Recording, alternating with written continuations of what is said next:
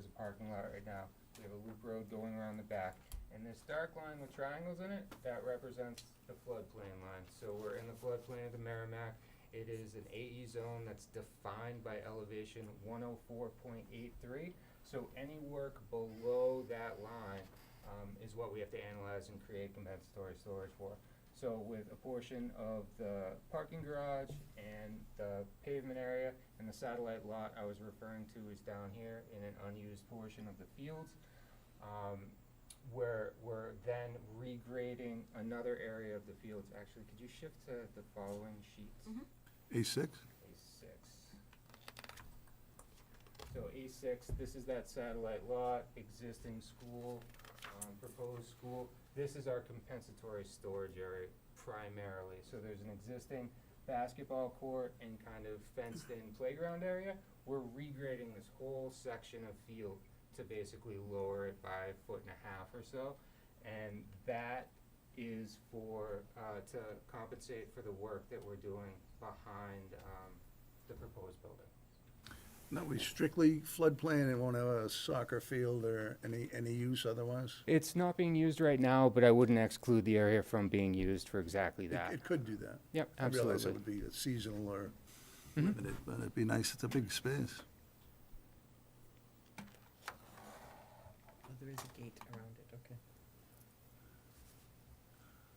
Are there any questions I of the just have board? one, Brian. Sure. And 195-82, public health, are you gonna be able to tie into sewer, or how does that work? So we actually had a bit of a back and forth with engineering during the planning board process. And right now, it's a little complicated. So the school during COVID actually split campuses. So the school chose to have selected grades on a temporary facility at Mill Road. And what this addition is allowing the school to do is to move those students back. So there's gonna be no net increase in sewer flow.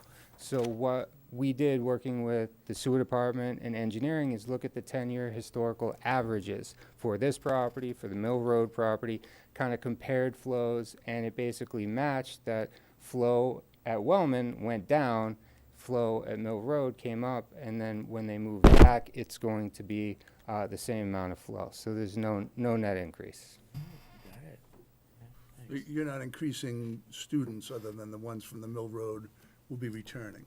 Correct. It's a lot of square footage. Any further questions? I'll open this up for public comment. Anyone has an opinion for or against this? Now is the time. Seeing none from the immediate audience, I have a letter from Mary Benoit. That was just received today. It's mainly a traffic and speed concern, which isn't in our purview, but that was the letter submitted to us. Okay.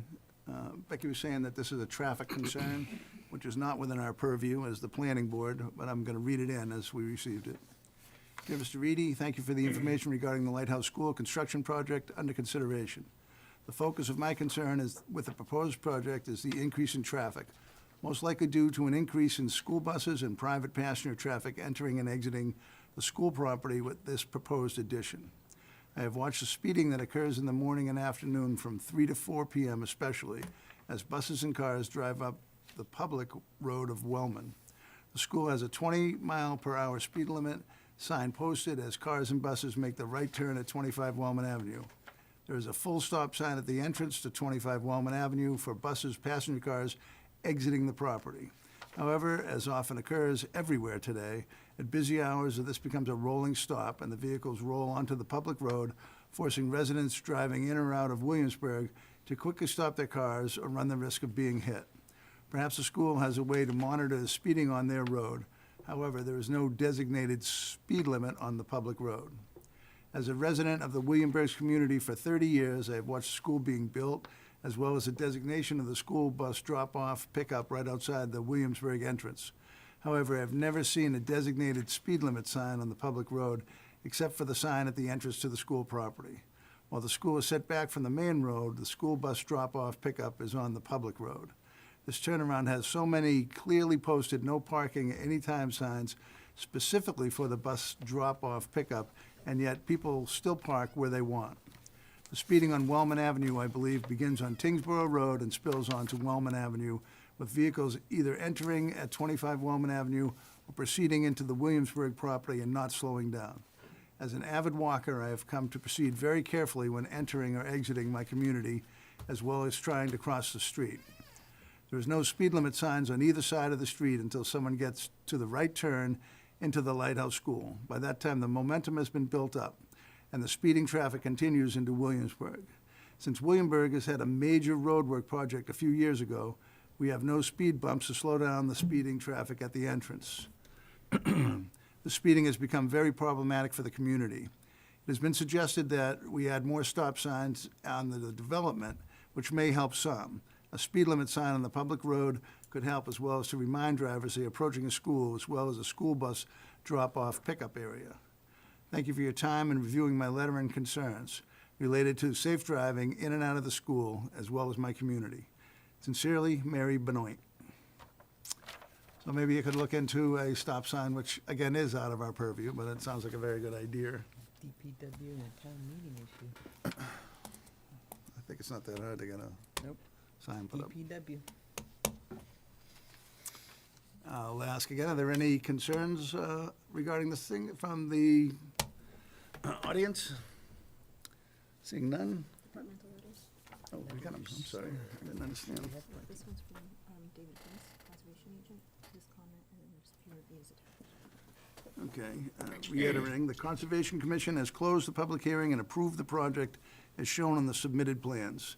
David Kuntz, Conservation Agent. This is the Summary. letter to Mr. Kuntz from the peer review engineer, I believe. Hi, David. CEI has reviewed the response letter from Hancock Associates and associated revisions to the BLSF calculations and the plans for the Lighthouse School notice of intent. Based on the updated information provided, the applicant appears to be in conformance with the BLSF Performance Standard 1 for compensatory flood storage. CEI previously determined in our initial review letter dated April 24th, 2023, that the applicant's proposed project is in conformance with the BLSF Standard 2, flood stage and velocity, and the Standard 3, wildlife habitat. Please let me know if you have any questions about this or need any additional documentation from CEI. Thanks, Bob Hartzell, Principal. Letter from the Fire Department. June 1st, 2023, regarding 25 Wellman Avenue, new building, Lighthouse School. Dear members of the board, the Fire Prevention Office has reviewed the revised proposal to construct a new building at 25 Wellman Avenue in North Chelmsford as part of the planning board process. The proponent addressed all fire department concerns. The following outlines the Fire Department Office comments to the town of the Chelmsford Planning Board. We are looking forward to working with the Lighthouse School as this project progresses. The water supply, including the required pressure and flow, shall be confirmed by a current water flow test performed proximate to the site, with all calculations submitted to this department for review and approval. Hydrant placement is acceptable. The Chelmsford Fire Department requires a hydrant within 60 feet of the fire department connection and a hydrant within 500 feet or all points of the exterior of the building for manual firefighting operations. Hydrants and fire protection equipment shall be free from landscaping or vehicle obstructions with a clearance of 72 inches to any hydrant outlet and 48 inches to the rear of the hydrant per the CFD site plan review guidelines. Apparatus access is acceptable. Swept path analysis shows that the fire apparatus are able to maneuver around the building. The pinch point has been eliminated as requested. The developer shall install signage that indicates a fire lane on the side of the access road adjacent to the proposed building. The Fire Prevention Office will work with the developer to place signage and construction and occupancy progresses. I think that should be as occupancy progresses. Snow storage shall not obstruct, impede fire access to the roads or turnaround. All exits have sidewalks to allow a continuous path from the exit that leads to a public way. The dumpster location as shown on the plan is adequate. An automatic sprinkler system conforming to NFPA 13 and a fire alarm system conforming to NFPA 72 shall be required. All systems shall be monitored by a UL-approved central station monitoring service, and all components and fire protection systems must comply with the Massachusetts State Building Code and the Chelmsford Fire Department requirements. All equipment is related to fire safety shall be located at the discretion of the Chelmsford Fire Department. The applicant is advised that testing for the emergency radio responder communication and, if necessary, installation of a biodirection amplifier system shall be required according to the Chelmsford Fire Department ERRC regulations. A separate Knox box for the new building shall be installed at a location acceptable to this office. The applicant must apply to the Town of Chelmsford E-911 Committee for an address and unit numbering through its coordinator, Town Clerk Tricia Druez. This office would approve of this plan with these conditions, and I ask that the board make this letter a part of their approval process. Respectfully submitted, Danielle Kostafis, Fire Prevention Captain, Chelmsford Fire Department.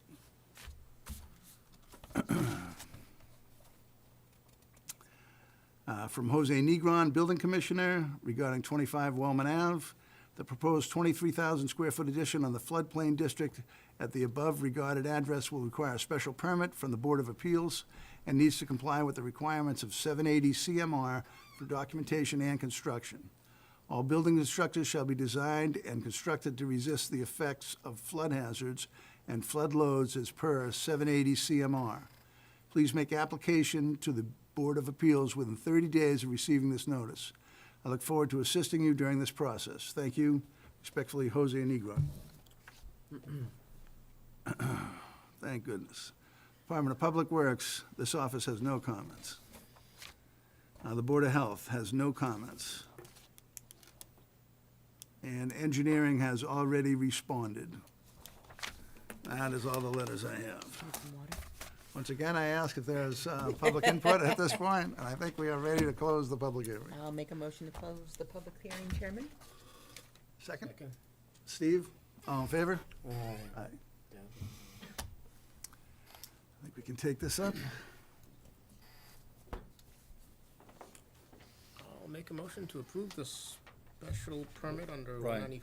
One has a Oh, yeah, question. of course. Excuse me, Steve. Not a question, I Oh. just want to reinforce, I'm a resident of Williamsburg, I'm also a member of the board. And at a recent meeting, although Mary's comments seem to be pretty much on the mark, Williamsburg is purchasing 10 more stop signs to distribute around the property.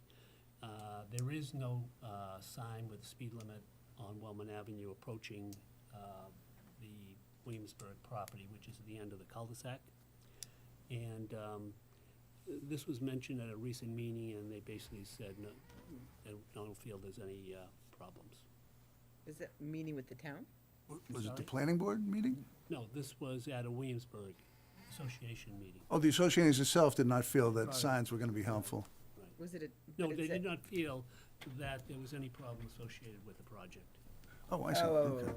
Is I that mean- road the town road, though, that has the no signage? Is that a The town road? That's a town road. I- It's a I would- town road up until the circle where the Enters, buses yeah. circle. Has anyone addressed it with DPW to put Yeah, signage we've brought it up several times. with no impact? I think planning board would have been able to enforce that a little more than we can, but I would think the DPW would be receptive to Yeah. a sign. It's No, not a, they've said they've had problems with getting other signs up. There was a problem with people coming in the wrong way into Williamsburg. There's a big wide opening, and they were coming in the Exit? exit a lot, and they finally, took a long time, but they finally got signs, appropriate signs put up. But there is no posted speed limit on that road.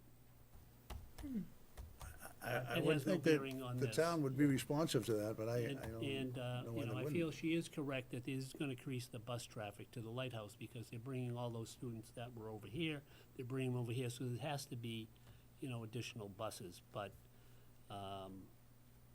Williamsburg, as far as the board, and during the meeting, said that they didn't see an impact on Williamsburg. Yeah, I think these students, and I know that they eventually graduate, so there's a fluctuation there, but I think these students were going to the lighthouse on Mill Road. I think it was just 2 years ago that they started utilizing that. Just during COVID. For COVID, right? Yeah. Yeah, they're just bringing them it home. had a, So they wasn't like, if this was they've been there for a decade or whatnot, so. Right, that's a most of the fluctuation residents- anyways. Most of the residents probably still remember them being there pre-COVID, so. All right, well, But in Thank you. general, they said they didn't see it. Guess there's just the question of if they were there before COVID and didn't need more space, and then they left and they're coming back, why do they need 24,000 more feet of space for the same people who were there 2 years ago? It's not the same people, Well, the same I amount mean, of it- kids, right? not It- necessarily. but they do pass through, you know, it's a school. They're And, not, and in that time of pre and post-COVID, our own population has increased. And Lighthouse is not restricted to just Chelmsford residents, correct? You cannot ask anymore. Oh, I'm sorry. I'm sorry, so I'm the sorry. public hearing's closed. That was my mistake. I think we're dealing with things that aren't really in our Yeah, purview anyways. But We're just gonna stick to the those- yeah, floodplain. those So considerations, but, let's, yeah, no, we can be the planning board, but we're not, so. Yeah. Planning board did approve the plan already. yeah, so either As way. well as conservation, who really took We're just here for the, the flood. right, we're here to accept what conservation has done and approve it, basically.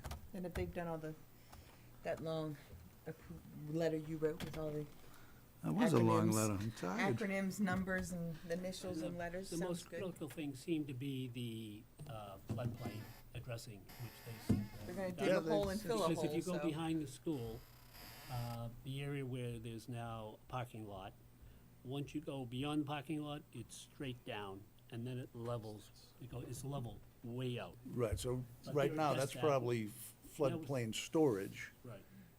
if Taking the care of floods that. did come. It looks like a good plan. I mean, I'm not a, That sounds like a motion. I will make a motion, or did you Go want? No, you can finish. Oh, okay. Knock yourself out. I have faith in you. I love it. Yeah, I'll make a motion to approve. Am I in the right? Make sure I'm in the right agenda. Sorry. Would not want to mess this one up. I'll make a motion to approve the, of course it would. No, I should have. It logged me out. Thank you. I'll make a motion to approve the special permit for the Lighthouse School flood plan under section 19582, to include all letters read in. Second by Steve. All in favor? Yeah. It's unanimous. Good luck with it. Thank you very much. Enjoy, thank you. Enjoy digging your holes and filling. Okay. I thought you did, oh, here it is. It was underneath the Lighthouse. There you go. Yeah. Are we doing it? Our next hearing is a continued hearing, 36 Bartlett Street. William L. Harvey III is requesting a special permit under section 195.5, use regulations A4 in accordance with section 195.13, conversion of dwelling units to convert a single-family dwelling existing prior to 1938 into a two-family dwelling. The other relief deemed necessary, this property is located in the RB district. Mr. Waldrich will be recusing himself from this hearing. Mr. Chair, Mr. Harvey did submit a letter to the building commissioner, and he copied us on it, explaining what the photos from the kitchen were at the previous meeting, where we Do you had have some a questions. He had submitted the photos, but we weren't quite clear what the photos were, and this explains what it is. Okay. Do you have copies? Because those are the only things I could not see of were those photos. I didn't see those Should be photos. in, Okay. I believe. Dear Commissioner Negron, I should have made my additional exhibits clearly marked. The photos of the kitchen were intended to show the board the second pre-existing kitchen in the house, which would be part of the proposed Unit 2. The picture was intended to evidence the age of the kitchen, which has clearly been in existence for a very long time. Should you wish to examine the interior of the proposed unit area, you are more than welcome. I will follow up with the Water Department next week to advise that this application is not new construction as stated in their letter. I hope this email clarifies the purpose of the exhibits. Additionally, I will make sure that visitors to my house refrain from parking in the street and utilize my driveway. Have a nice weekend. Respectfully, Bill Harvey.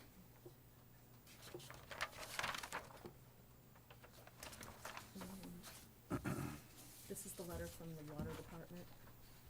The reason why the board had continued the hearing. Yep. Was wanting an answer from the water So department. this is from the Water Department. Dear board members, regarding 36 Bartlett Road, A representative with this proposed project has met with the Chelmsford Water District, and all our order of conditions have been fulfilled by the contractor. Signature, William L. Harvey, title owner. The Chelmsford Water District no longer has any concerns with this proposed project. Sincerely, Brandon K. Quintana, Distribution Manager, Chelmsford Water District. That solves that problem. Any further? There's two kitchen photos. Do we have a representative here this evening regarding 36 Bartlett Street?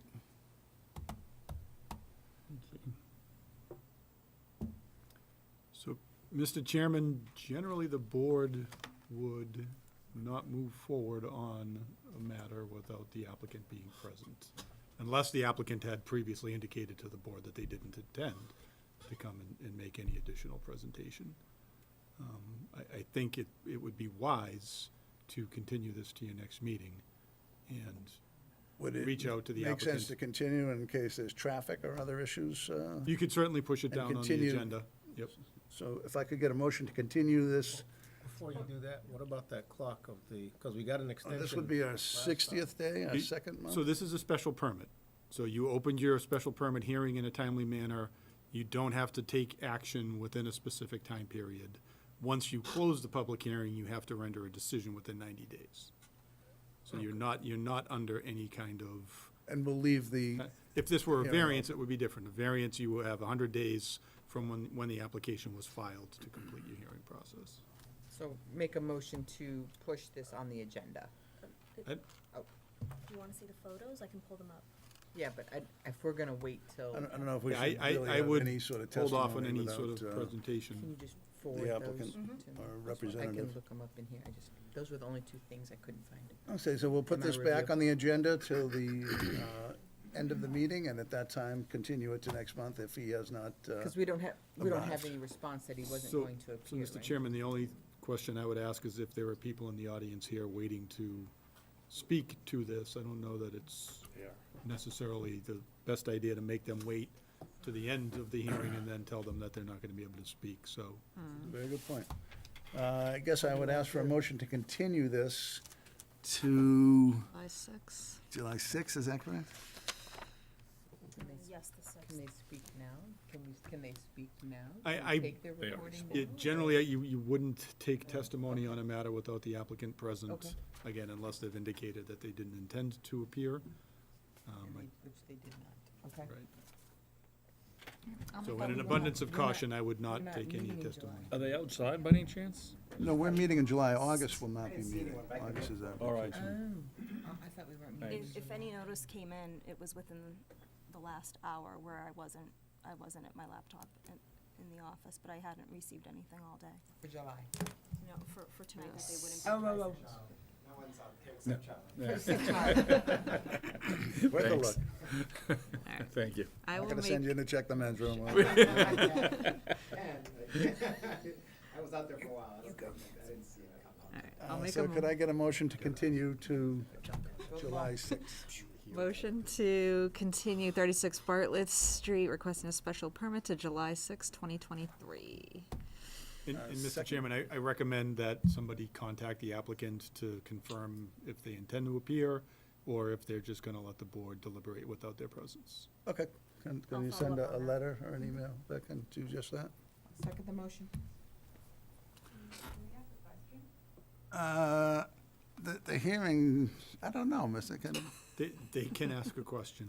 I just wouldn't Yes. take any testimony. So if this is moved to July 6th, which is the holiday week when so many people are away, and we all are neighbors and we've come prepared to speak in regard to this, why is it that, because he hasn't shown up, that we have to wait?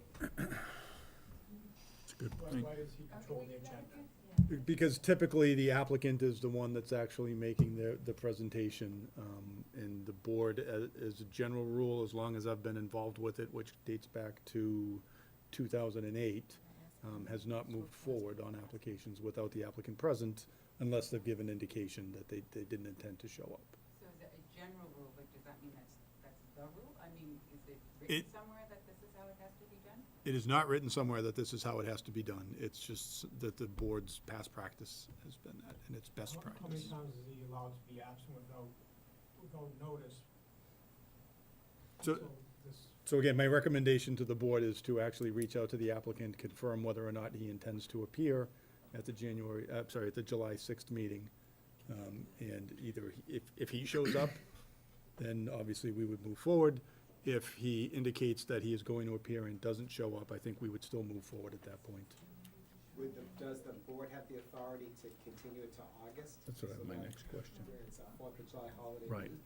Weren't you just We saying there's no are meeting? not in session in August. Oh, So about now it'd be September. I would September. not continue it to I don't September. know, Why are we not in session in August? The board doesn't have a meeting in August. Why So I would say in respect to all the people that I have can't hear showed these up, people, you Jim. have the opportunity to speak.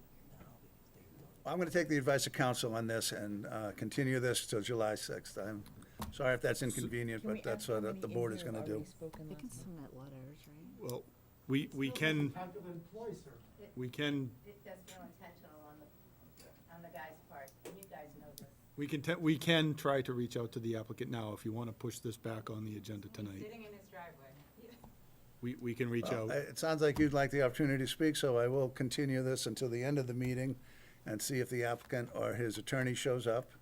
And at that point, we'll continue the meeting. I appreciate it, thank you. If I could get a motion in that very simple and To straightforward withdraw my format. motion to continue and Hold on, there's Chairman, another can we question. take, Chairman, can we take a 5-minute recess and maybe Becky can make a phone call and reach out to the lawyer or the, or just the move to the applicant. next one. Any other can we take a contact number? 5-minute recess? We did this last meeting for same kind of thing, Can we take We a did. 5-minute trying to recess? reach out to someone. We did, Yeah. we did. I don't have a problem trying to do it. I don't have his number. I had the other attorney's number. It's on the application, right? Continue it, but he Take 5. Is that another said thing for like a that's? day with how much time he granted. It was like off by a day. Why aren't we meeting in August? Problem solved. Why aren't we meeting Oh. in August? There you go. Yep, there we go. Is that Harvey? You're on now, actually.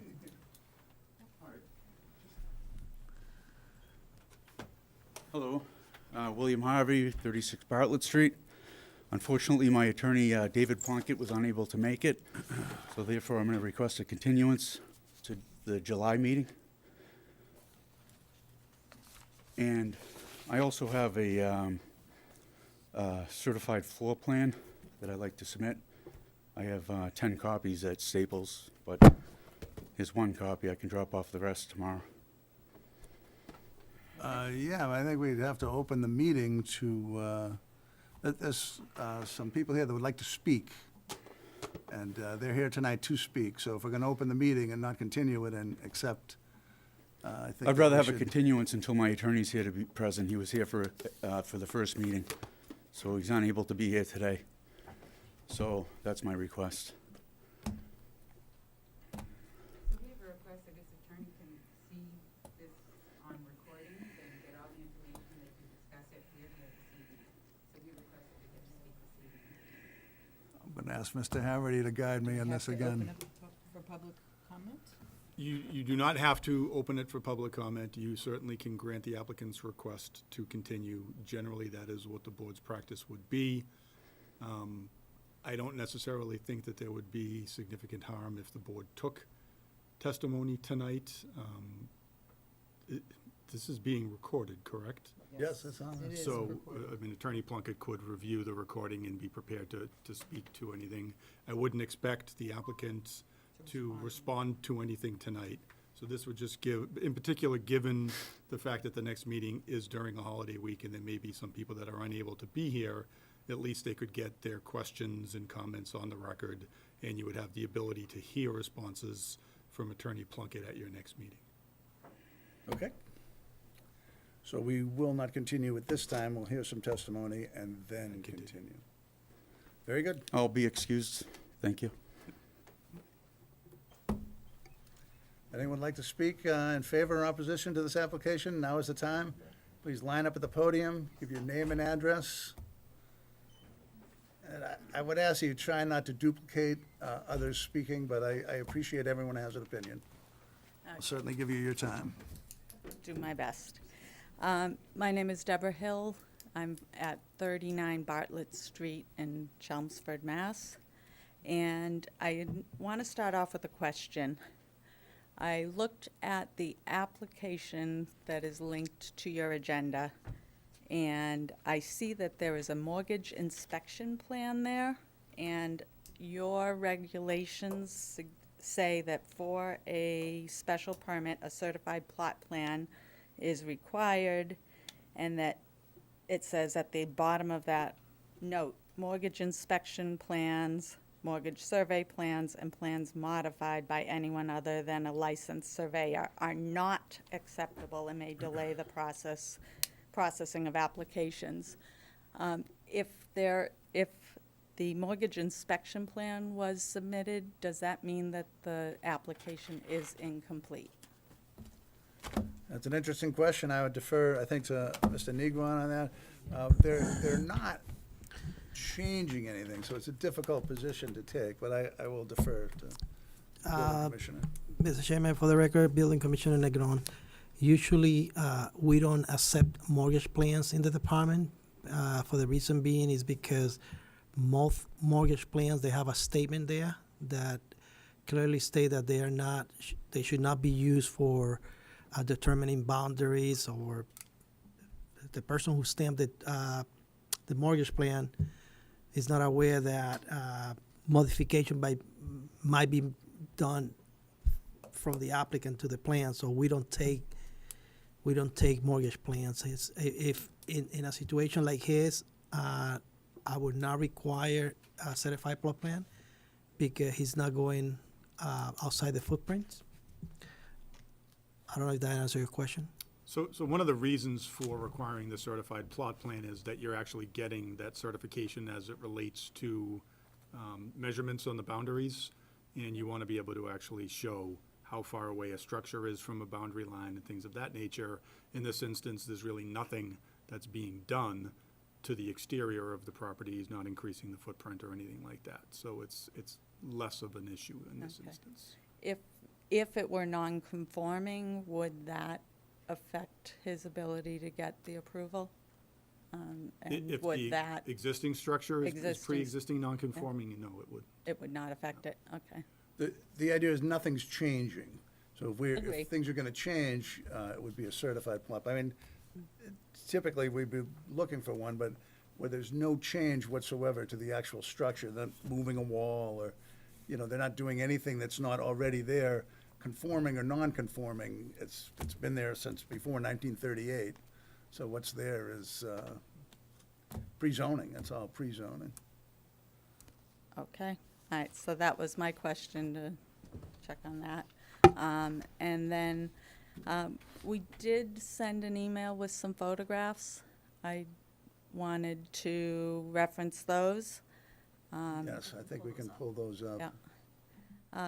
I would like to address the effect of an unkept home and loud residents on our neighborhood. And these photographs 1 through 7 would help me here.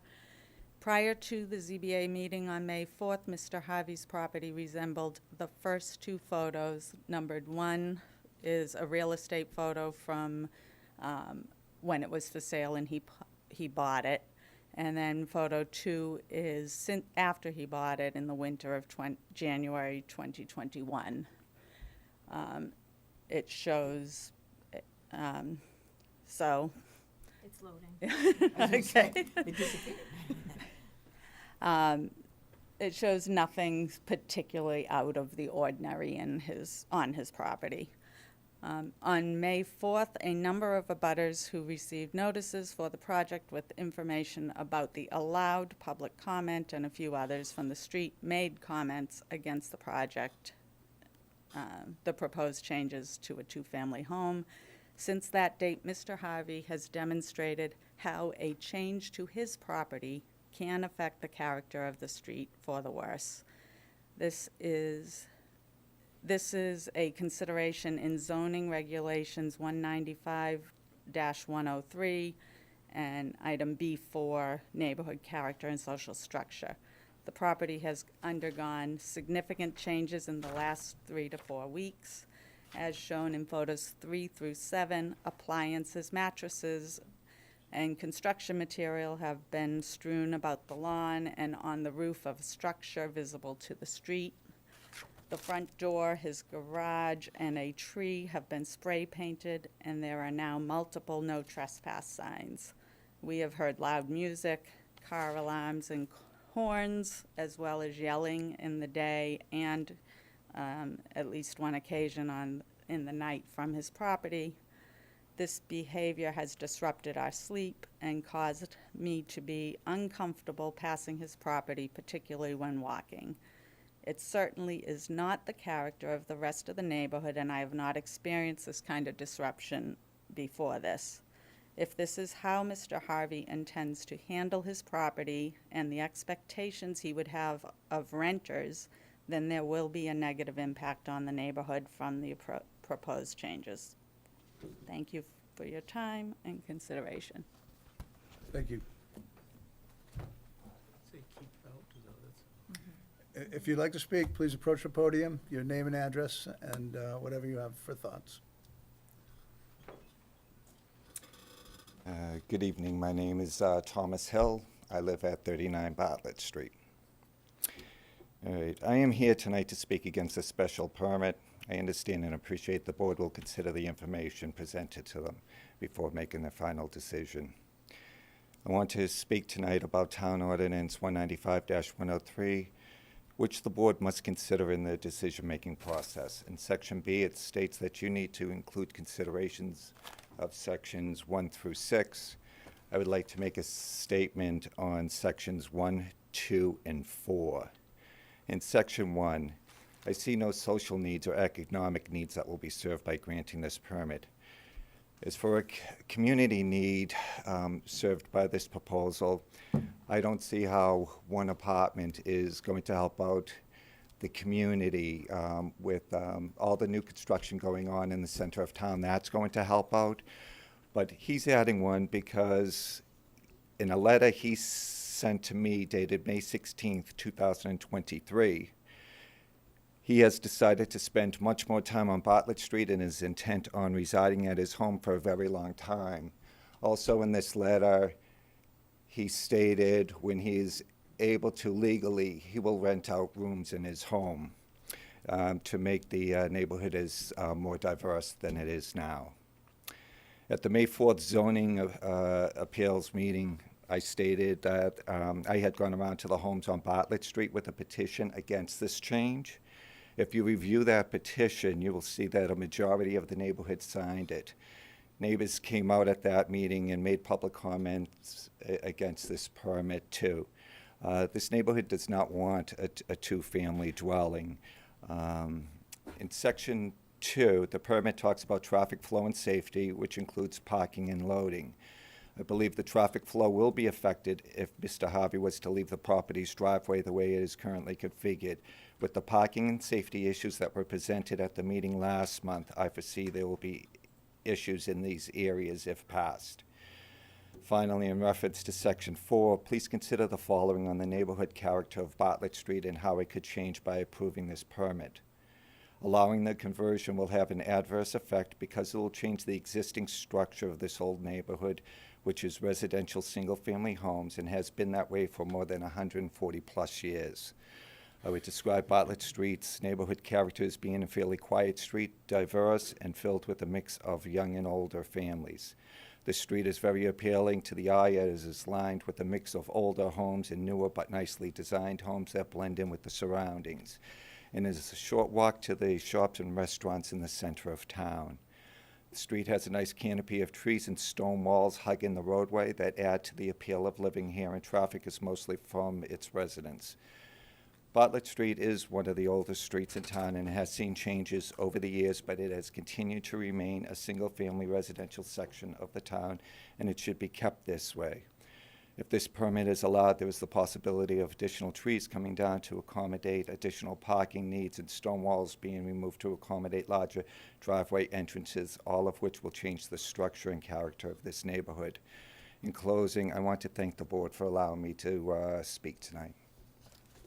Thank you. Right. I have a question from him. Sir, one of the board members has a question for you. If you could approach the podium, I'm sorry. Yes. You brought up the parking issue with the property, and at the last meeting, there was a lot of people who spoke even more vocally about the parking.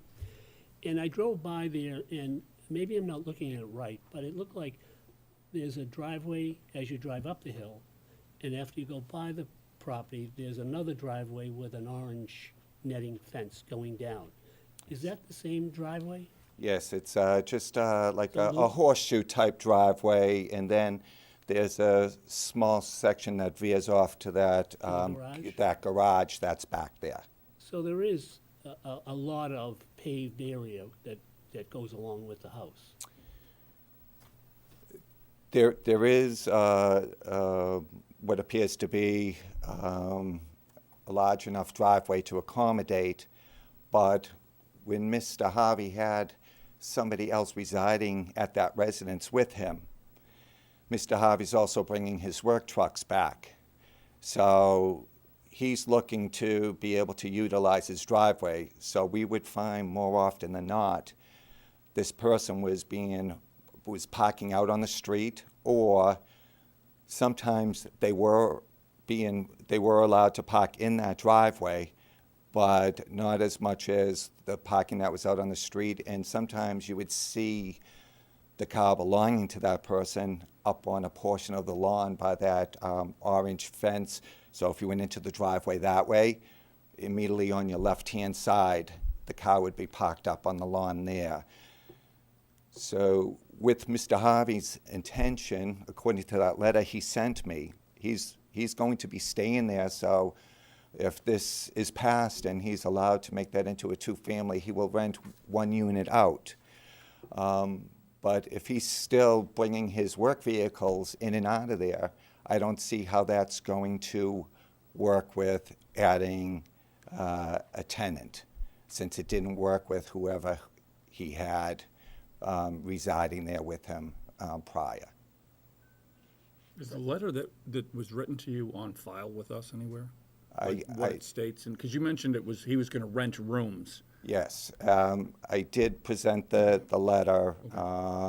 I do not have a copy. I have a copy of it on my phone. I did not bring the printed version, but I did bring it and gave it to Becky. Okay.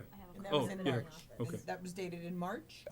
It was May 16th. I received it on May 17th. And it says he is living in the house? He is stating that he has now decided that he stated in this letter that he was going to look to leave and head down to Florida, but since meddling by me and the neighbors, he has decided that he will stay for a long time on Bartlett Street in that house, and when he is able to legally rent out rooms, he will make the neighborhood more diverse. And the spray painted trees and all that stuff, that's currently what the condition of the house is? Yes. While he's living in it? Yes. Toilets on the garage. He's selling a toilet. Okay. I do have to say that something has happened since the end of this, a few days back. He cleared, not everything, but he cleared a lot of the items, like took the toilet off the top of the lean-to structure, did some other things, and but he's still, there's still quite a bit there. But for some odd reason, I don't know whether it was because it was leading up to this meeting. I have no idea why he removed the things. Some cleanup has been that he done. I did. mean, it sounds like he's doing some work on the home. There was a toilet. Is there a permit on the property for repairs at this time, Mr. Negron? I do not have a permit, not on record, no. Well, it doesn't mean that he can't have a toilet in his front yard. It's He had a for sale ideal, but sign this is by the it. He had a for reality of it. sale There's no sign by crime it, there. so. Is if he decides to park all his trucks of one type or another there, is that changing the? There are zoning laws regarding business in a residential area. So if they're in violation there, again, Mr. Negron would assumedly get a complaint and act on it. I don't know, you are allowed, there's certain things you're allowed to do. I have no idea if he's registered as a business in town or on that property. I have nothing, so, again, if He wouldn't there's be- complaints, it would be In theory, he wouldn't rectified. be allowed to run a business from there. You are allowed to have a business in your Yeah. home, yes. It's registered. There are limitations and regulations, but you are allowed to have a home-based business. If you're registered, but you have to register and such. I don't know if he is registered. I have no information on that. But there are protections in place. If he's taken a toilet out of the home, and I would imagine you could remove one without a permit. Putting one back would be a bit of an issue, but that's, again, I don't know where the toilet came from. I don't Jose, have any. if a property is not being upkept, spray painted trees and obvious pictures have demonstrated, what are the neighbors' courses of actions to help get that addressed? Obviously, with the standards of our community in our town, is there something, Yeah. measurement of some sorts that you can? So in our bylaws, we don't have a maintenance provision. Okay. We do have a definition of junkyard. And then, Do we have a reasonable common sense measure or something like? so I have to really drive by the house, document, determine, and it's on a basis of multiple times, weeks, and And who do the neighbors engage from, at the town level if they have? it will be concerns? myself. Okay. Yeah. And just for the record, Mr. Hill, I'm sorry, if Yes. is that your last name? Mhm. He already inquired in writing regarding the address in question, and everything is under investigation at the moment. Thank you. Thank you. All Thank right, you. Thank you. Other question? I have a question for the previous speaker. If we concerning- could trouble the previous, Mr. Hill or a different, No, it was. the Lady with the photos? the young woman, Mrs. Hill, yes. yeah. Oh. You closed it, you have a hard time looking left, looking right. I feel free to I'm speak up. helping him out, don't worry.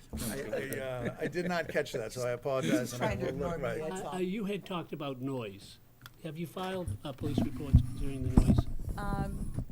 Because- I have not done it on that particular thing, no. Because I believe the ordinance in the town is that if the noise, whatever it is, can be heard 350 feet away, then the police, Okay.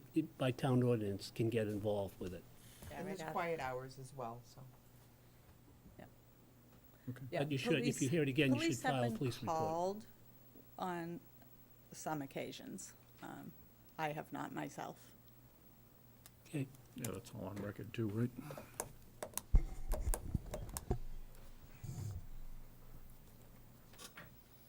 Just make sure you look over there. Hi, I'm Maureen Pellegrini. I live at 29 Bartlett Street. And I am responding or looked at the 195, 103 and would like to respond to some of those things. It calls about the character of the neighborhood. So when my husband and I first considered moving all the way out to Chelmsford from Somerville, I was not very excited about the proposition.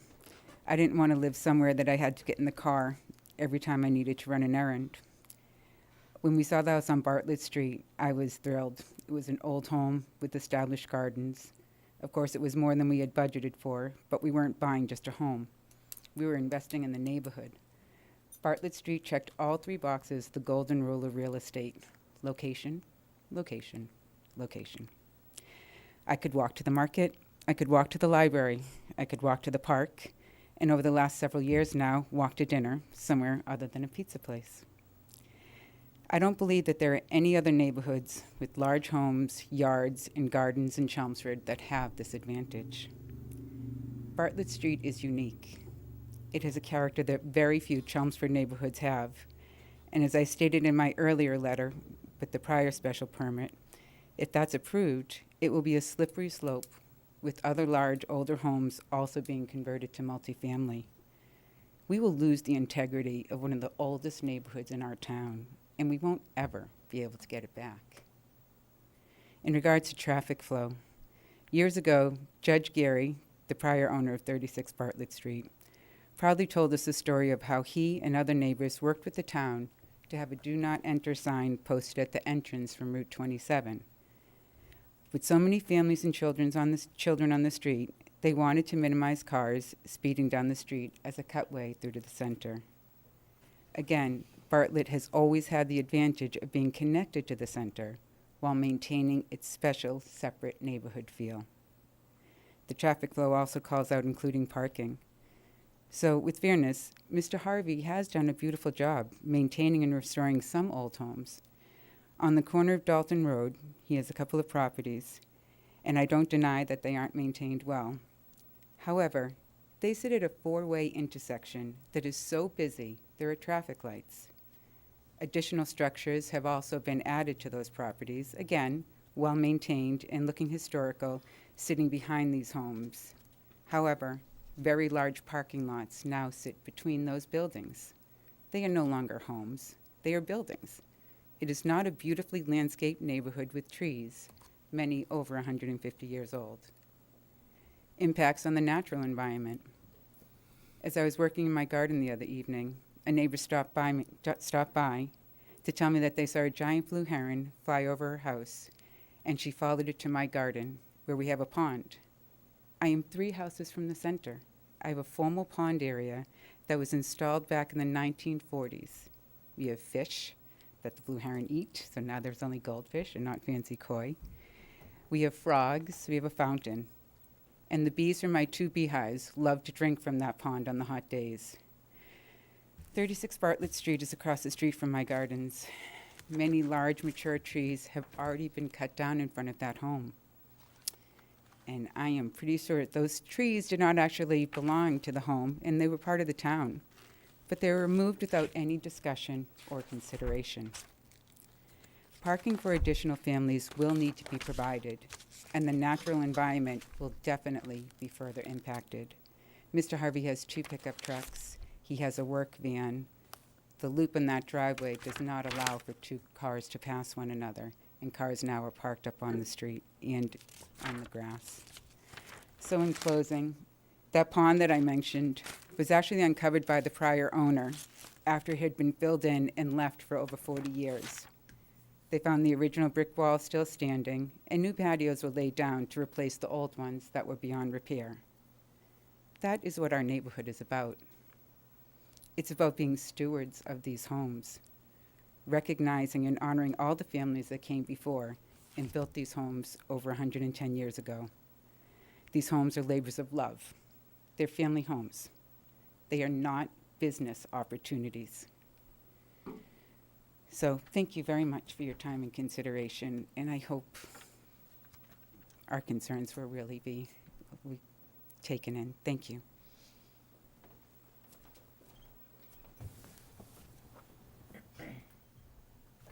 Hello, my name is David Hutchinson. I live at 42 Bartlett Street. In the pictures you saw, we live in the purple house behind the fence that he put up. I don't think it's a good idea for the town to carve up apartments on a real nice street like Bartlett Street.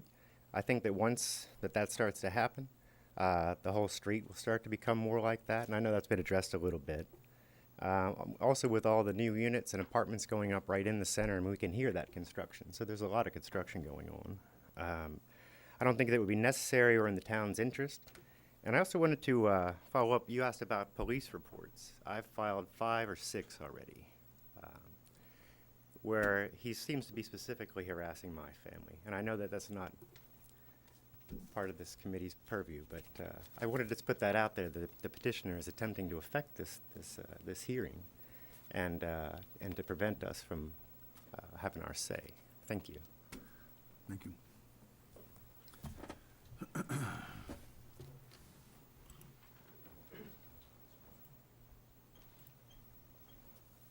Hello, my name is Julianne O'Keefe.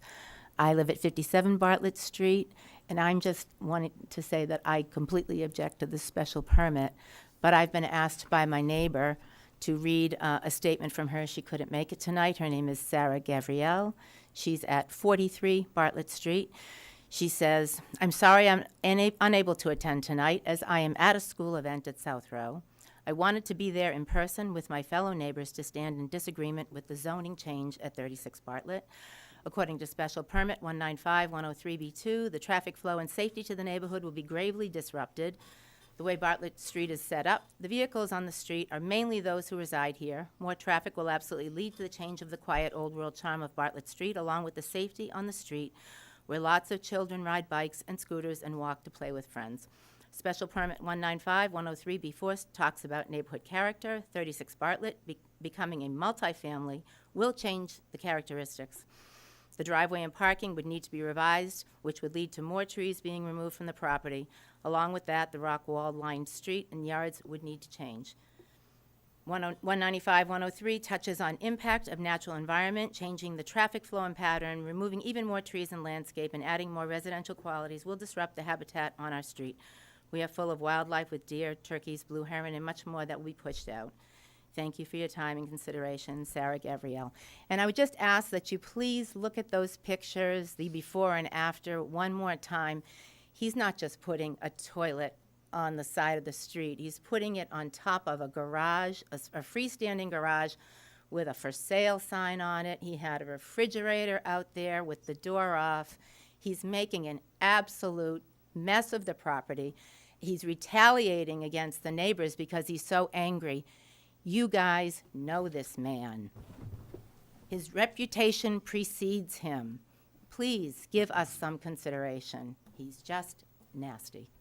Thank you.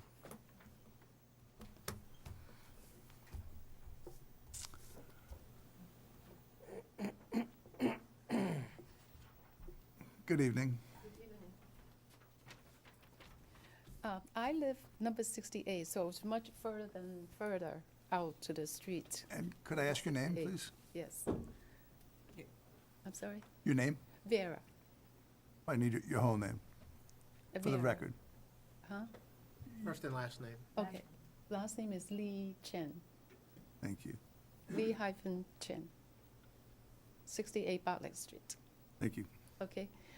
We come here today to convey how important it is to us to preserve the historical heritage of our streets, our neighborhood, and our community, with the goal of keeping the single-family character of the street intact and not to destroyed by one individual solely for his own benefit and his own business interests. Okay, I read about the bylaw 195-103 special permit. Okay, clearly that is no socio-economic or community need served by Mr. Harvey's proposal to turn 36 Bartlett Street into multifamily homes. Perhaps maybe this one is for his own wallet. As far as the traffic and safety, that this is a very quiet street. Residents take walks. People come from other streets and walk on our street. People walk with their dogs. Kids on bicycles from Bartlett Street and go to High Street. We are very concerned with the increase in the street parking at number 36, this house. It is important to keep our street safe. And also the impact of the environment. You have all seen the pictures. Mr. Harvey shows no respect to his neighbors at all. He trashes his yard, leaves garbage on street side for days and days. Animal break into the garbage bags. And you can imagine that what it looked like. You saw the pictures when you passed by his house. It looked like a dump. Now you can imagine how this garbage will be detrimental to the environment, attracting raccoons, coyotes, and other unwanted potential dangerous wildlife. I want to ask, have you ever seen someone who actually, well, we talk about the toilets out in the yard, but like I say, you know, it's not really just on the side of the yard, the corner of the yard. He put it on the top of, looked like a shed to me, or garage or whatever. And he just display it. I sympathize. I don't know. It's a lot. It's very emotional. And you're seeing. We're not you able live to on the respond to street when that you in see a this. effective way. So. Yes. As the residents of the Chelmsford, I ask you to vote against this special permit. It is important to us to maintain the integrity of the Bartlett Street, to preserve its unique characters and its historical image in the community. Thank you. Okay, thank you. Thank you.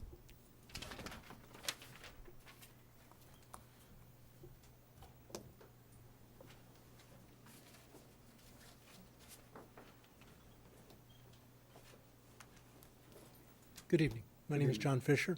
I live at 22 Bartlett Street. My family and I have resided there for 5 months, 5 years, 5 months, and 11 days. And part of the reason that we bought it is it was an incredibly beautiful historic home. And when we approached the Kaplans about it as they were selling it, we sent a letter indicating that part of our intention is to maintain the heritage of that place and of the community. And as noted here by the others, that I won't keep you very long, and I appreciate your time tonight, that's under threat here. As I run around our city, there are regions of our town.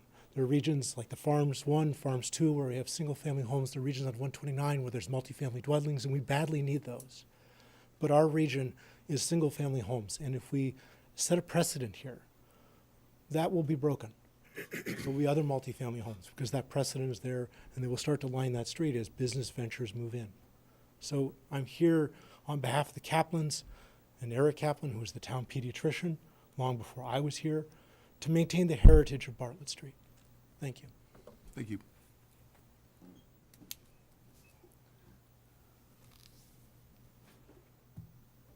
Are there further comments this evening? Seeing none, I'm going to leave the public hearing open and ask for a continuance until July 6th, 7 p.m. I'll make a motion to continue the public hearing till July 6th for 36 Bartlett Street, special permit. Second by Steve. Starting with Nancy at the second. All in favor? Aye. We'll see you folks, if you like, on the 6th of July. Thank you all for your time. Thank you. Somebody wake up Charlie. Hope we didn't go home. Again, why are we not meeting in August? Vacation? I'm exhausted from doing all that reading. Why did we pick July? It is hard. We get vacation. Why did we pick July? It was addressed at Because we a picked meeting August at a some while point. ago. I forget what meeting. It's always over. Excuse me, Brian. Always August? Well, I've Brian. been talking about it. How many people are going to be here on July 6th, the members of the board? I will be in attendance. I won't be here. Okay. I will be here. I mean, If I you will will. be here just because Yeah, that's we the need to week make my sure we kids do go with have a their dad, quorum. so I have nowhere to go. I'm just. We do need to make sure we have a quorum for the 5th. Will the same Do people? you plan on being able to I'll- attend on I'll the be 6th here. of July, Steve? What's that? Will Do you be plan here on the being 6th able of to July? attend on the 6th of July? Sure. For the That's going to be the 36 Bartlett? continuation. We're just trying to make sure we have a quorum. 1, 2, 3, 4. Who's gonna be here on the 6th? Will you be That's here? it, yeah. Okay. So Jamie, could you please watch the video from last month and I sign did. a Mullen affidavit? Okay, yeah, I'm good for 36. You're going to want to make sure you have 5 eligible voters. Absolutely. Yeah. And And it if- looks like we And do. if Glenn can't make it, that means we need you to be able to vote. And Glenn is not going to be able to make it. Yeah, I'll be able to vote. Okay. Hopefully, we can finish this up on the 6th, so things don't change. Our next application is 13 Stern Street, James and Jeannie Bergeron. This is a continued public hearing. They're requesting a variance under Section 195-8, nonconforming and/or Section 195 nonconformity to subdivide an existing non-conforming single-family property into 2 lots for the purpose of constructing a new single-family dwelling on said created lot, which also requires a variance for the minimum lot size, setbacks, percentage of lot coverage, and floor area ratio. This property is located in the residential B district. Good evening. Good evening, Mr. Chairman, members of the board. My name is Philip Leopoulos for the record. Offices at 9 North Road in Chelmsford on behalf of the Bergerons. Hopefully this one will be a little bit easier than the last one for you guys. So where we left off, it's been a couple of months, is I had provided the board with what I thought was possible rationale that the board could use to find a uniqueness that would lead us to a hardship. One of the arguments that we made is that the lot is very unique in that it has frontage along 3 out of the 4 sides on a public way. I'm just talking, my property's the same. I got 3 frontages too. I was just. Yeah, just come see me after the meeting. So, I mean, it's kind of, we're laughing about it, but I don't know many houses that have. It's rare. Yeah, it's very rare. To have public ways on 3 out of the 4 sides, it is very rare. And in fact, most of the lots are divided in this neighborhood so that they are just corner lots. They don't have 3 streets along each side. This was one of the few lots that had maintained its original size. The other argument I had made was that, although little used, that the board could also consider the location of the existing structure that leaves part of what would be the backland unusable is also a rationale if the board were to so choose to support the application. That could be another rationale the board could use in its determination. And town council is very wise, and he is not going to tell the board how to vote, and nor would I ever ask him to tell the board how they should vote. But I think certainly the board could use these as, if the board found that my rationale was in line with what their thinking is, that those are certainly 2 areas in which the board could find a uniqueness to this particular parcel. The other thing that came up, which again, I had provided my thoughts on, but I wanted to defer to town council, and I didn't think to raise it, but I know he can handle it on the spot, is precedent. The board was concerned, well, geez, if we approve this, does it create precedent? And I had explained that, in fact, there is no precedent that is created. Each application is its own distinct animal, and the board can approve one and deny another. But that's one area I didn't mention to Paul, and maybe Paul can talk to you about precedent and see if he agrees with me on We're that certainly front. not held to it on any application. Yes, I know it came up. But it is a real event. I mean, people see something happen and they say, why can't I? And then Well, you have people a may try to rationale that you argue have it, to sure. defend. Yeah, I just didn't want the board to think that somehow, in my opinion, and again, I defer to town council, in my opinion, if the board were to hear another application and deny it, I don't believe the court would look at precedent just because the board maybe had approved it somewhere else. Right, we are definitely not held to precedent Yeah, on any decision. It's so an I individual. thought that might have still been a little bit of an open issue. I wasn't sure if it was, so. It's good to clarify. But I think if precedent is not a concern, then that's great. So I did get a chance to look at Paul's letter. It was well-written. Good job, Paul.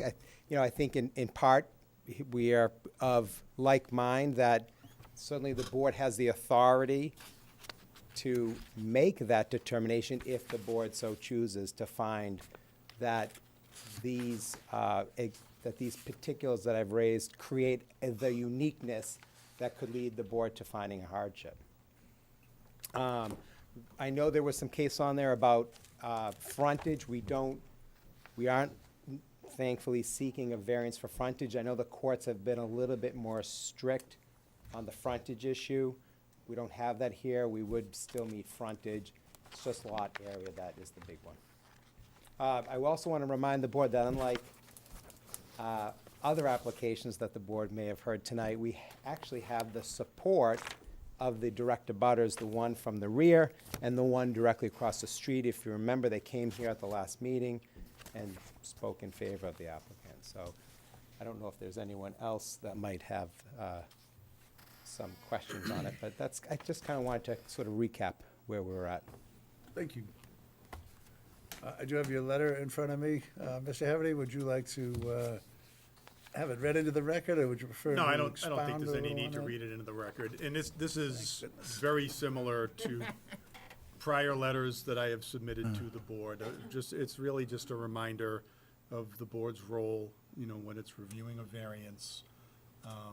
There has to be a hardship. It has to be based on lot shape, soil conditions, or Topography. topography. In this instance, the claim, is really the lot shape. I think, if the board is so inclined, the uniqueness of having public roads on 3 out of the 4 sides sort of does impact the lot shape. The question that the board has to review and make a determination on is whether that is related to the hardship that the applicant is requesting relief from. And that is sort of the fundamental question that this board, reviews every time it gets a variance request, is whether or not that the relief that's being requested is related to the hardship. And so that's what you need to take a look at. Thank you. Are there any questions of the board this evening? I looked right, first thing. The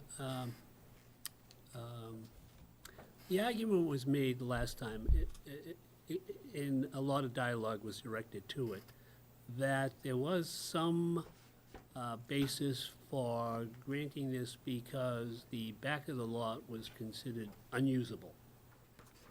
And you had cited some examples that happened. Did you look into that, Paul? Is that a legitimate? Is this a question as to whether or not the existing structure is a basis for No, relief? the lot, the back Well, land I is think he's- considered unusable. That Right, was the so argument. I think to Paul's point, when you look at the test, we typically focus on the lot itself, right? We very rarely focus or discuss at all the structure. There has been some opinions in the courts about the location of the structure affecting the use of the back part of the land. So, it's sort of a combination of not just the structure itself, but where the structure is located in the lot, and whether that structure location, when subsequent zoning comes in, creates a hardship because it renders now the other portion of the land unusable, whereas that land normally would have been usable because it has frontage on a street. And I did send him one case that I was looking at. And so to answer your question, there's really very little case law. Supporting that. Well, there's very little case law addressing the issue of the structure.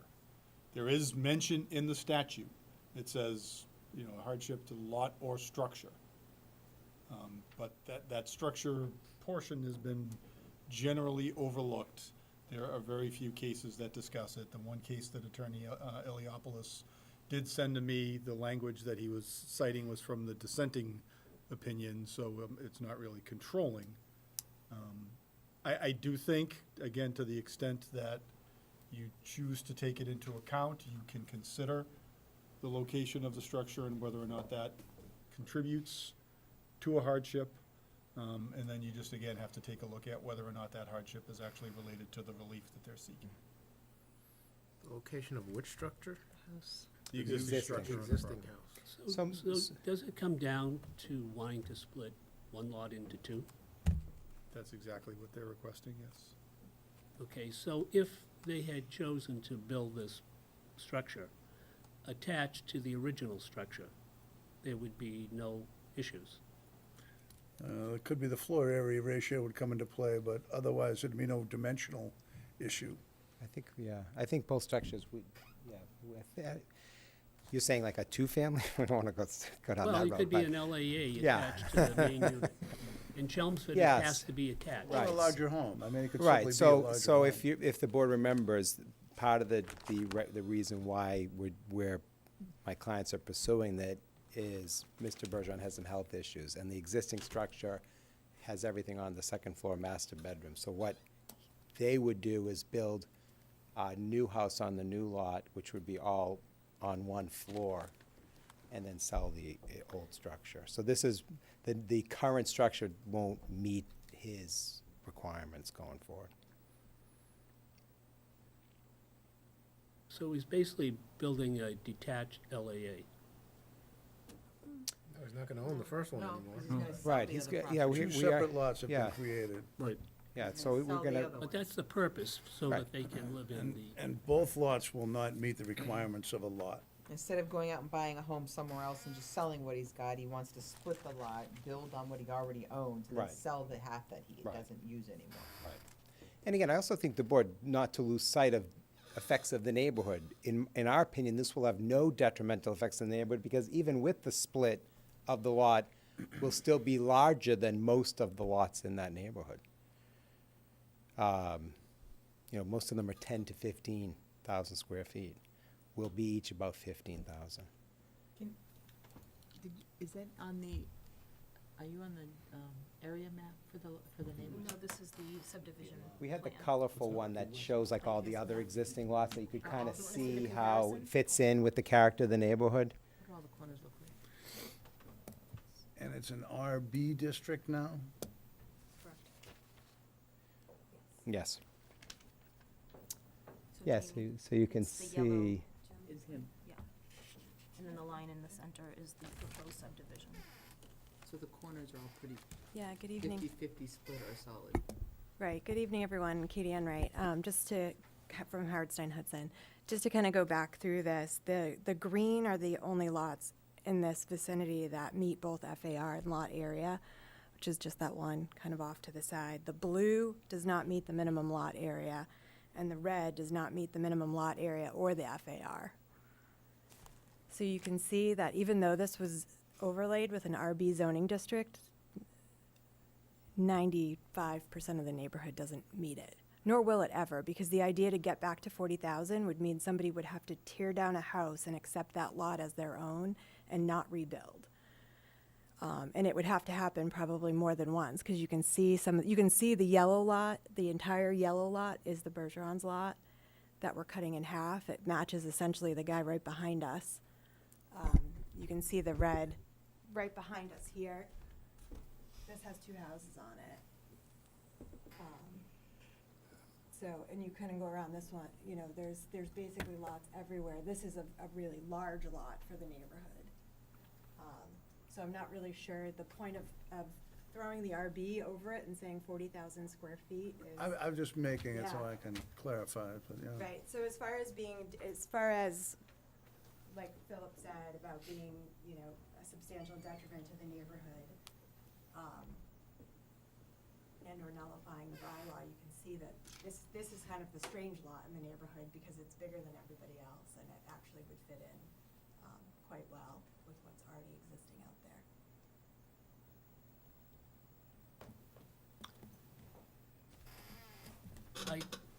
Just checking. Yeah, I just don't see how, if you allow it to be done, and I support it being done in terms of the everything about it except the rules.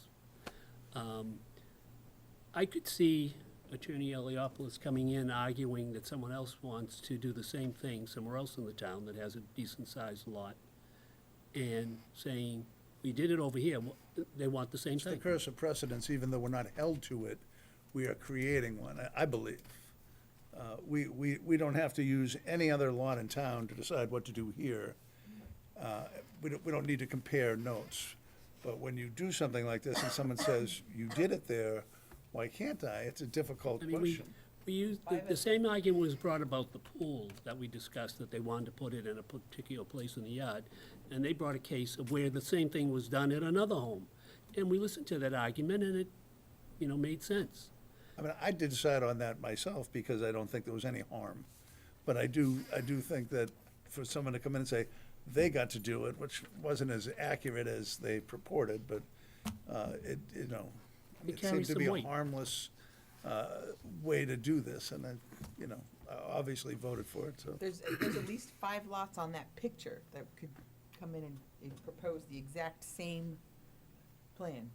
I mean, there's 3 on that same row as the lot you're on. As the I line get you're it. on. I mean, and who's to say that the one that is, I think it's 1.57 or something, they don't come in and try to put 1 or 2 on that one, and they say, I'm 2 blocks away, why can't I Those are pursue this? significantly smaller, that's all those lots are But 10,000 the square argument feet. of that no one in there is 40,000, no one meets Right. FAR, no one meets, do you know what I mean? But it's the difference between, and this lot is a third larger than, Because you basically have- this you one's have significantly 30,000. Small lots in there. I'm just saying. Yep, and I'm not- everybody else. You're right, you are larger, I'm not considering that Mhm. fact, however, the discussion being And- said. Someone could come in and say, I don't want to build 800 square feet, I want to build 600 square feet. And then the lot area coverage would You'd make qualify, FAR. the same ratio would be the same as this lot, except they're building a smaller unit. I just don't see how you can overlook creating a one-off that people are gonna ask to repeat over and over. Not that I have any problem with it, but we have to accept that that's part of the deal. The luxury to split and build 2, I understand, but the hardship, is it That's what I'm stuck on, is I don't see a hardship. the hardship, right? They're not trying to improve on an existing structure that would prevent, and then the hardship is preventing them from doing it in a certain manner, like. Yeah, like I don't see the structure being a hardship on why they can't use the backyard. Because if you move it, you're still gonna use less of a backyard? Their I don't know. plan is to build 2 separates, and they wanna sell the second, based on the law to know. I don't know, that just, having 3 frontages, it definitely could be a hardship. Definitely concur that could be a hardship, however, with the plan that you want to do with the property, I don't know if that is a hardship for your plan. I mean, Right, I guess I would just offer this. Everyone who comes before you on every application is coming before you for self-interest. Mhm. Right? Whether it's a special permit or a variance. So I wouldn't want you to use that as well. They're really going to benefit. They're really helping themselves. That's not the test positively or negatively for whether there's a hardship. I think you can because everyone's self-interest. No one's coming here without self-interest and self-benefit. I think, and I came before the board on a separate matter where, mom and dad had a house, big lot, and they wanted to subdivide it so that they could flip it to the son to build a second house there. But, in truth, we didn't really have a hardship, right, in terms of the test. There wasn't really something significantly unique to the lot. And that's where the board can and usually does deny 95% of these. The board knows better than me. I don't watch every one of your meetings, but, do you get some of this type of criteria or uniqueness from other ones that will give you the ability on those 1 out of 20 to say, hey, this is unique? Because they're all going to be self-benefiting to some extent. Everyone's self-benefiting, Yeah. right? But so when we think of hardship, right, when we apply those three tenets to the project, right? Right. Say you were trying to add an addition to your existing building, but you have 3 frontages, so say it's 40 feet is your setback. Mhm. It doesn't matter which side you put your addition on, you don't have a choice, you have 40 feet. Right. So we can't make a recommendation and say, well, yeah, you want it here because it fits with your flow, however, you can put it here, you only need 20 feet, so it may not make sense, however, we're not gonna grant you the variance because you have another option. In reality, you do have another option. However, with your lot, it's 40 feet, 3 sides. Right. That's your hardship, so yes, we would grant the variance for your addition because you got 3 sides of 40 feet, so that is a hardship in that case. Does that kind of? Well, I does that think kinda make it sense? gives you the same test to find a hardship, but at the end of the day, it's the same thing. Do I need to build an addition? You know, in other words. It's just not useful to them for their needs. Right, well, in other words, it's someone coming in saying, I'd like to build an addition, is the same self-interest, self-desire, self-benefit as someone saying, I want to sell my existing house and build something that will serve me, you know, in my current maybe medical needs. I don't think it really is that different. It's the same thing. I want to do something that the town won't let me do but it will benefit me, and so I need a variance. The question is, can you find the necessary uniqueness So that you- the so hardship property won't requires? allow you- the property won't allow you to build a LAA that will accommodate his. I don't know that he has a It- family. That's not his need. Not leave, it wouldn't be, we can't like just make it into a two-family and sell or rent out one side and live in the other. It's, you know, that's strictly for, Okay. Family. say, family, yeah. Sorry. I thought it No, was- that's all right. Anyways, I'm not trying to argue, but No. I mean, all valid. Just trying to say that I think this gives you something that maybe 95% of what you'll see maybe don't have. That's just a thought. Are there any, Yeah, me. that's a hard right, but you get it, buddy. I'm gonna go back to my mathematical equations again. Oh, boy. Like, numbers don't lie very much, or they don't lie at all. And each lot, That's on a put comment. into my calculations, is deficient by over 62%, which I just can't get over that. It's impossible for me to grant a variance on that. neighborhood or just our? Just you, Oh, just you. okay. Yeah. I mean, we wouldn't be here if it Right, wasn't. of course. Didn't we have another large lot that wanted to cut into 2 for that son who was an agent? That was the one I came for. Lovett Lane. Okay. I thought that's one I remember. And that, to me, was really, a difficult one to follow the road because you certainly wanted to help out. It was a heartfelt plea but I do remember that well, yeah. Yeah, it was hard to say no to that, it really was. We were also here for Mr. Tabor on Groton Road, the 2 houses on Route 40. It's a similar situation to this. I don't know if you were here for that. Route 40, oh, the subdivision, I did not vote on that. I saw it the next day and I said, what happened there? Literally, I was like, what happened? And, oh, that was a long time ago. Before this board for 27 I don't know if Paul, years, that was a long time ago. Is that when I was on the board? Yeah, I don't remember that one. I think it was Len. I think after, Len took your spot, is that correct? No, Len Len was on Richards? the board before me. I remember the FBI agent one, so. Yeah, this was on Route 40, right as you get off the highway, Yeah. right as you get off The Route lots 3. in that neighborhood were all equally large, and the hardship they were trying to, yeah. I had actually looked at that property with the intent of purchasing and never considered that it was subdividable. And I did miss that meeting. Okay, that's the way they voted, so. I can't help but find it ironic that we started off by saying there's no precedent, and that we spent all this time comparing other. Well, I guess if we're talking, just if we're talking precedent, it's been, I've been before this board since 1996, so I have a few, it's a little bit of history. Very few split lots that we've done that are undersized. I can think of 2, and that's one of them, and we'll leave it at that. I think Lauren has another question. You know, it doesn't have any bearing on the decision that's made right now concerning these 2. But what we're going to discuss late in the meeting this is the kind of situation that is avoided depending on how you address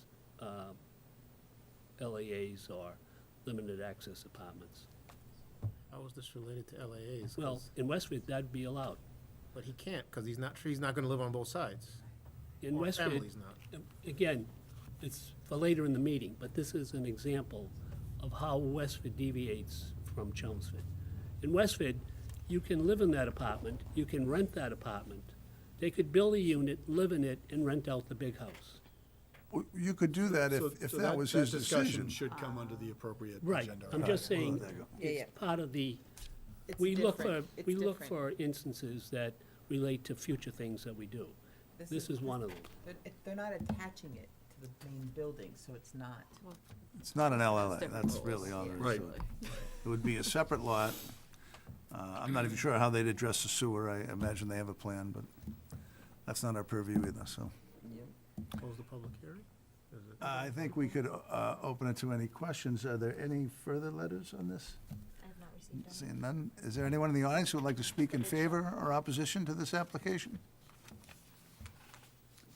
Seeing none, can I get a motion to close the public Close hearing? the public hearing? Steve? Second. Second by Nancy. All in favor? All right. Mr. Chair, if I may just remind the board, because this public hearing opened on April 4th, 2 months ago. Both Jamie and Stephen were not present at that meeting, so they're not able to vote today. So the 5 voting members are yourself, Charlie, Nancy, Peter, and Glenn. Okay. Okay. Someone like to make a motion? I request that it be in the affirmative. I will make That a is the correct- motion to approve 13 Stern Street, requesting a variance under section 195-8 to subdivide the existing non-conforming single-family property into 2 lots for the purpose of constructing a new single-family dwelling on the new lots. Considering letters red as well.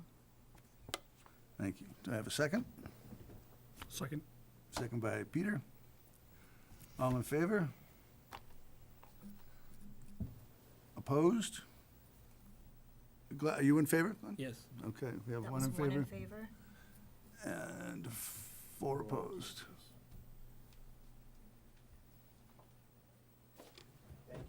Thank you.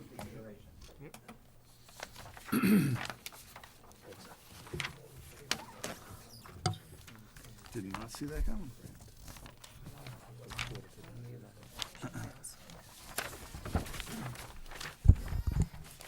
Page 2.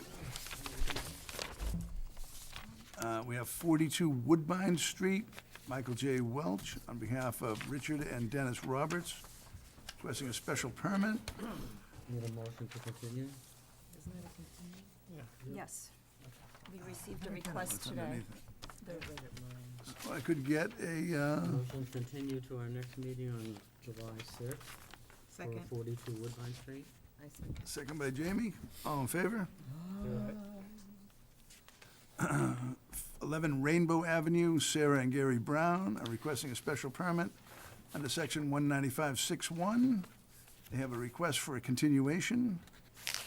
Make a motion to continue 11 Rainbow Ave to our next scheduled meeting on July 6th. Second. Second by Jamie, all in favor?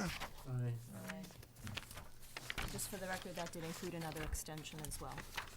Okay, well, now, the special permit doesn't need the 100-day? No, No. just No, talk this was about for the it. variance. Only the variances need the 100-day. Or, Oh, I thought that was a special permit. a Because I read requesting a administrative special appeal also permit. was 100 days. And variance. They were requesting both for 11 Rainbow.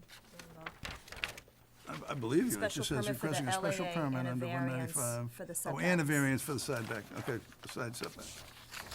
So And if they, Rainbow job. started in May, right? if they're requesting a variance as well, then that would require an extension. That would trigger that. December. Yeah, okay. The only one that I missed, I just went, and Woodbine was not April.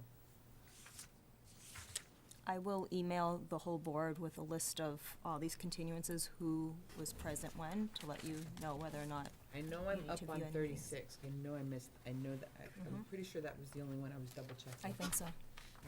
and I totally missed 13, but I thought it was supposed to be a continuance tonight, so I didn't, after I went through with the, when we did the revised agenda, so I was like, oh, well, I'm good up on 13, so.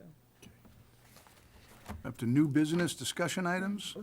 Associate Member Erin Drew formally resigned on May 3rd, 2023. But you still came for your last one, Aaron? You're Aaron, don't forget. Okay. Yeah.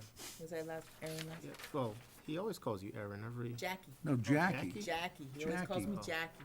You saw Jackie, you'd go, oh, but I was good all day today. I said, Jamie. Until now. Until you don't look at Glenn. Now it's over. Now it's Glenn. And I can be taught. That's all I can tell you. No, he's always calls me Jackie. Not today. So are we supposed to do I'm something proud of you. about that? Invite her back or something? She came. I Juicy. guess you could. Okay. She was an associate, she was only an associate board member. I know, it's on the new business discussion item, so we could talk about her. and say, hey, what about that Erin, huh? She was only an associate. I'll just explain, I put She it was on an there because I associate, found yes. out that the formal resignation letter was submitted to the town clerk's office recently, so I thought I'd put it out there to make it official, and then I don't have to keep marking her absent at every meeting. Ah, it's official. He's resigned. Now we have an open associate We have an open board. seat. If anyone happens to be watching and would like to join the Board of Appeals. As an The associate board fun member. never stops here, so. Welcome to the party. Our next discussion item is a special permit granted for 11 Old Middlesex Turnpike. I'm going to turn the floor over to Mr. Haverty. Plow through this as I'm not he really sees fit. sure, how the board wants to proceed on this. I did have discussion with my partners, both who were very well versed in land use law. As long as the board has not yet filed its decision, it can revisit that decision and make alterations to it. I'm very hesitant to do that. I mean, you took a vote in a public meeting. You informed the applicant of that vote. On the flip side, the relief that you granted was outside of your purview to grant. So it's sort of, So as it goes, they'll be going to the planning board, is that correct? they have to go to the planning board to get site plan approval, right?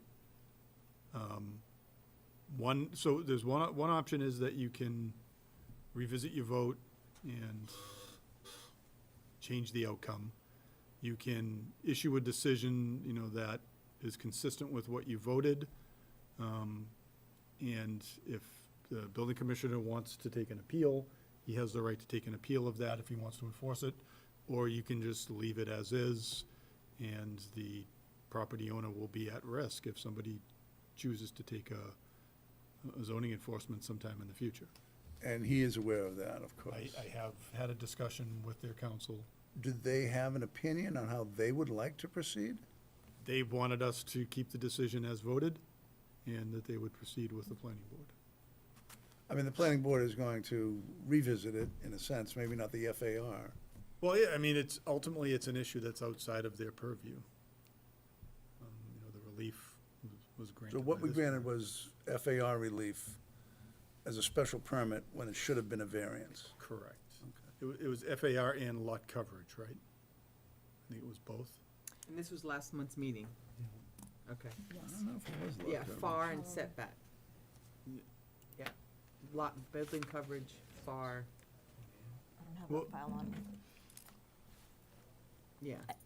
You can get it I from the agenda, though, right? I'm looking Yeah, at I right here at can- the let me agenda. get It it was, to the it was agenda last right month, now. okay. I can pull that up. I don't remember. I forget if they actually met the percentage lot coverage. I think they might have just been over as well.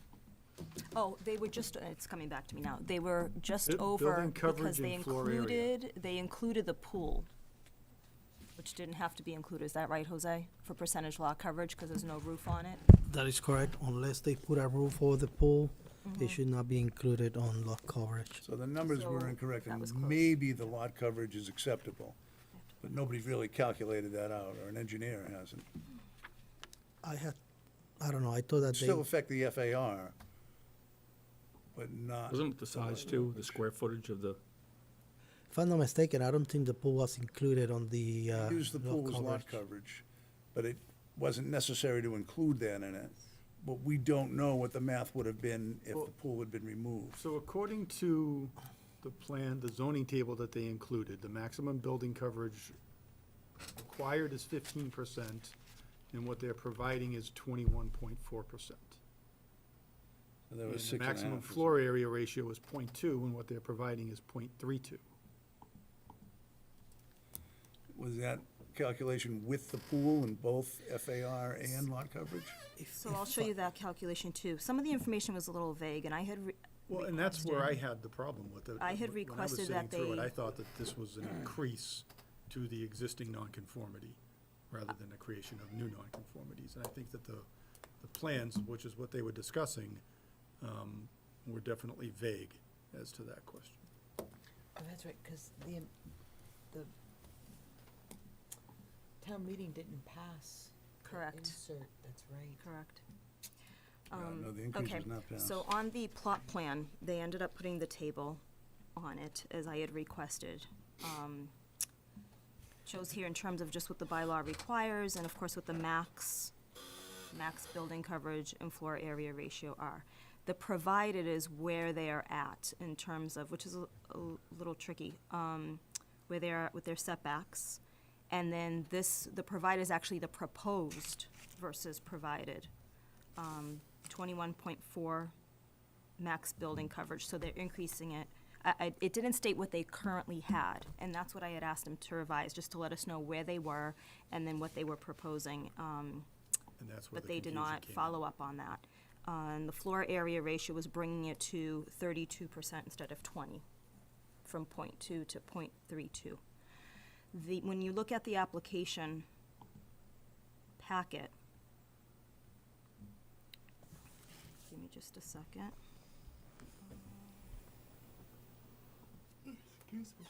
The calculations page, I had asked them in an email to clarify this and to put it on the plot plan, but it stated that they were didn't happen. going, well, no, because, so what this is this is an overlay of the plot plan that was used for their farmer's porch special permit in 2017, I believe it was.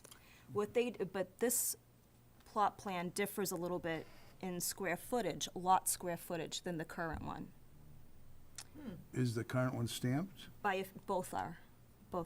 So depending on how the equipment is calibrated, there can be a little bit of difference in how they do it. What they did is the red is they overlaid the proposal over that old plan. And then on the side here, the red writing shows you existing gross building square footage, as well as the existing FAR. And then below, in the blue. What was the which- existing FAR? They're stating that the existing FAR, hold on a second, that the FAR is 11.6. I'm gonna maximize this, because my eyes are tired and I can't see it either. The question is, I'm not sure how they calculated this, because when you look at the assessor's page, it looks like it's a finished basement and a finished walk-up attic. So there may be like the third floor there. So I'm not quite sure if they took all of that into calculation for the existing. But with the proposed, they do mention, when you scroll down, so this is all part of the packet.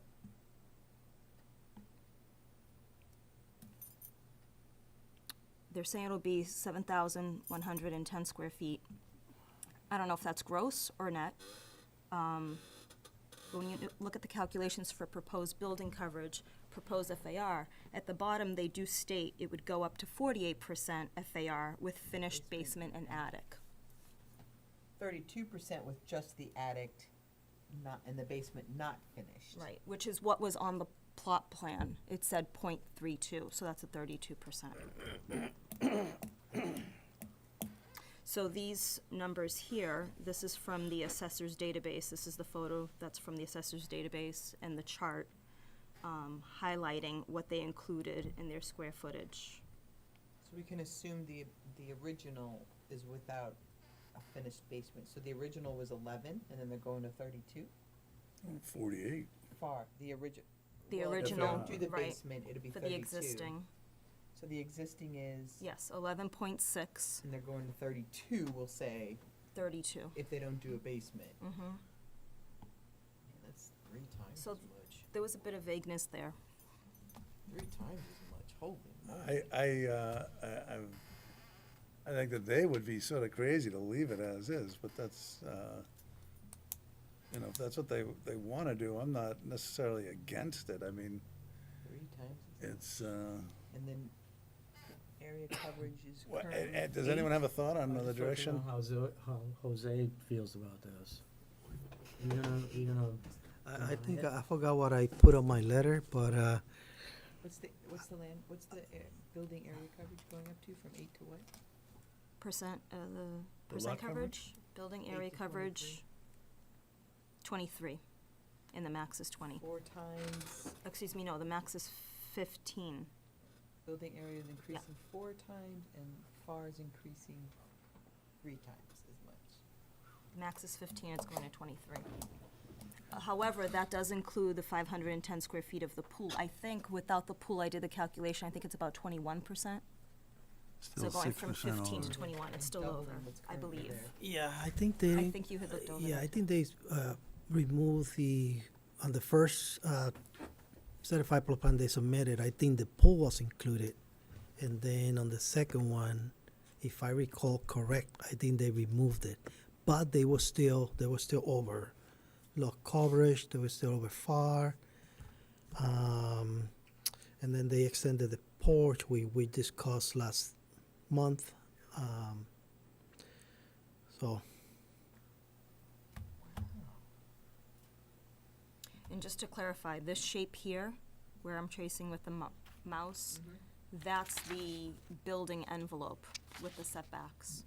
So it's to show you how the house is positioned within the And that building little bit in the envelope. front of the arc was what we also Right, issued a special permit for, the the stairway, farmer's I porch. believe, yeah. A little Maybe bit a of the piece of the porch and farmer's stuff. porch as well, yeah. And you guys approved last month? You granted the We variance? were under the Special impression it permit. was excluded because it was a non-conforming lot. We were wrong. What, the pool was excluded, or the? Well, no, so the presumption was that it was already non-conforming as to lot area, as to lot FAR. coverage into floor area ratio. And therefore, you could increase those through the grant of a section 6 finding. But what you can't do is create a new nonconformity through a section 6 finding. And that is essentially, what is being done here. So why would it be left if it's something we shouldn't have voted for? Well, I think we're just looking for a solution to what we do now. This project is gonna go in front of the planning board and be reworked. I'm going Wouldn't the to planning assume board- that it's gonna be yeah. reduced, but that is just an assumption, but. If it is though, then do they have to come back in front of us again?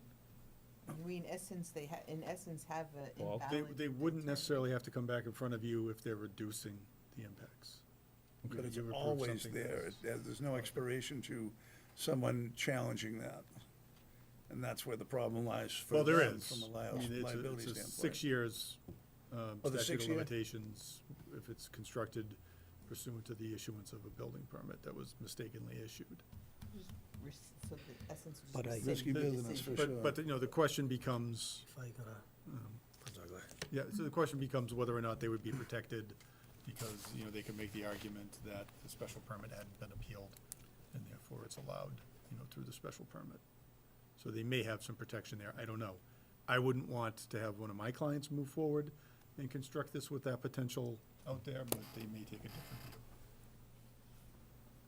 view. Is it a big deal if it's reversed by this board? Or rescinded? Well, I mean, I think that you're going to get an appeal if you change your decision from what was previously announced. And the appeal would go through land court. Correct. But what does that mean? I mean, we're sending an unauthorized decision. We're in essence correcting our own mistake. So if they appeal it, but they can't approve appeal, we're correcting our own error. What's the appeal going to do? Well, the argument would be that your decision, was final and that you shouldn't have gone back and changed it. I don't know that there's a lot of basis to such an appeal, but, you're gonna wind up in that litigation process. The other option is to issue a decision that states, that a special permit, section 6 finding was granted, but only for issues, for which you have jurisdiction to grant, which is the increase, you know, of an existing, pre-existing nonconformity. And that no relief for the grant of new nonconformities was discussed. That'd be rescinded. So you either rescind, so in essence, you'd rescind the decision. Well, you would issue a decision and you would make it clear that the board did not discuss granting of new nonconformities and that it doesn't have the authority to do so through the issuance of a Section 6 finding. But did you guys discuss the nonconformity? We were They unaware of this at discussed the time of the voting. increases to floor area ratio and lot coverage, but it was all with the presentation that these were increasing existing nonconformities.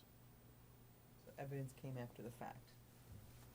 More like realization Realization. came after the Realization. fact. Oh, really? So I think what we what left happened the was room. that there was another hearing on the same night where it was an issue with someone was looking for the approval of a new nonconformity, and I informed the board that the board couldn't do that through the granting of a finding, and then the question was raised, well, didn't we just do that on this other one? And that's when the response was that my impression from the presentation that was made, and remember, I wasn't at the original meeting. I wasn't here for that particular agenda item, so I hadn't reviewed all of the documents. I was just watching the proceeding as it was ongoing, and the presentation that you were receiving certainly made it seem like it was the increase of an existing nonconformity rather than the creation of a new nonconformity. How about the set of plans that we were given? Are they accurate? I mean, there's two different versions with two different Yes, stamps? excluding the pool, which So worked in their favor. this is not stamped. This is more of, it's in your packet. This is Yeah. everything they submitted and then I Right, right. posted on the agenda. So no new information has come in. This is more of what the analysis was, looking at it. But So this is more of a breakdown. Right, this is Right. unstamped. This was an analysis put together by, I believe, the architect. Yes, Yeah, design. architect. But both of The- them show the building area and FAR are currently conforming. They didn't show that. No, they didn't show that. They showed what's So this should required, be rescinded. The and then they existing- show They what showed is existing. The existing proposed. is Showed showing. existing. without showing what the existing is. It did, she's saying it did show existing. On this, on part of the application packet that this is part of, Right, I haven't it seen shows that. these calculations. So the calculations were not on the plot plan like I asked them to put them on. It was on this document. But it was on the second sheet. So And that, so, that was presented last month. yeah, the hearing opened and closed last month. Okay. And that says the existing building area and FAR. And what they have as their calculations for the proposed down below are the numbers. But that they they're not used on the stamped, plot correct? plan, but This it's- one is not stamped, Correct. okay. But the proposed percentages are the Right. exact numbers that are on the stamped plan. I'm gonna pull that up for you right now. Okay. Here we go. Yeah.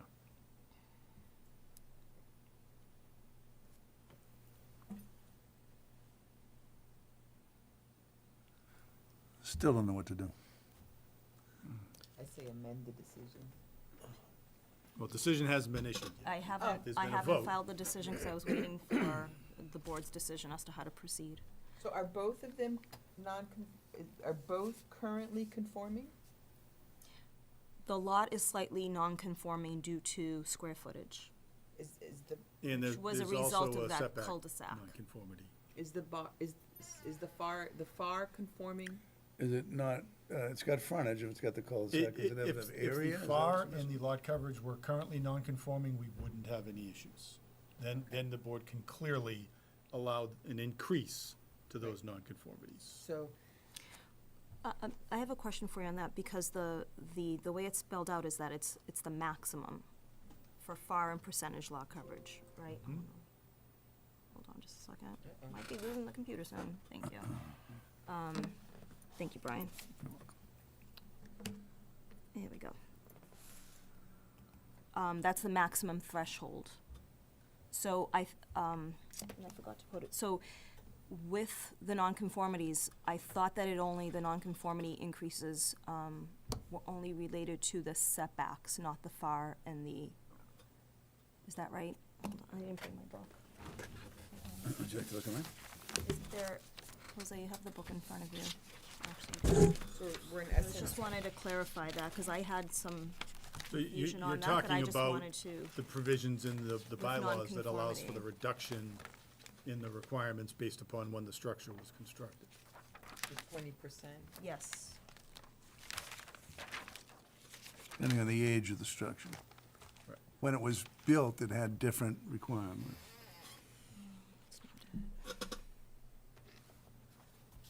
So in essence, you'd have to retract the building area and the FAR in your approval and only approve the setback.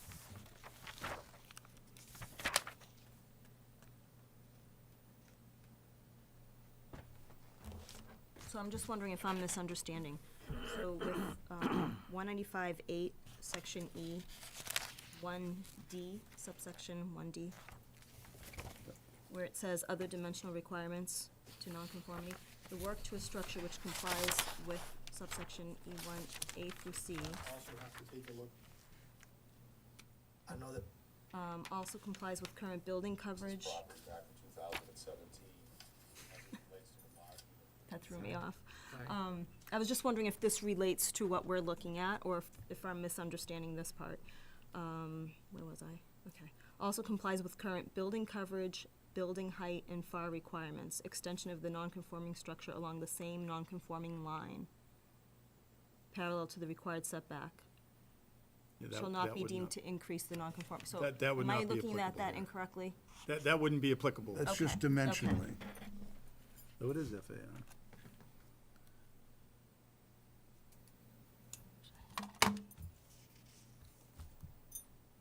That helps.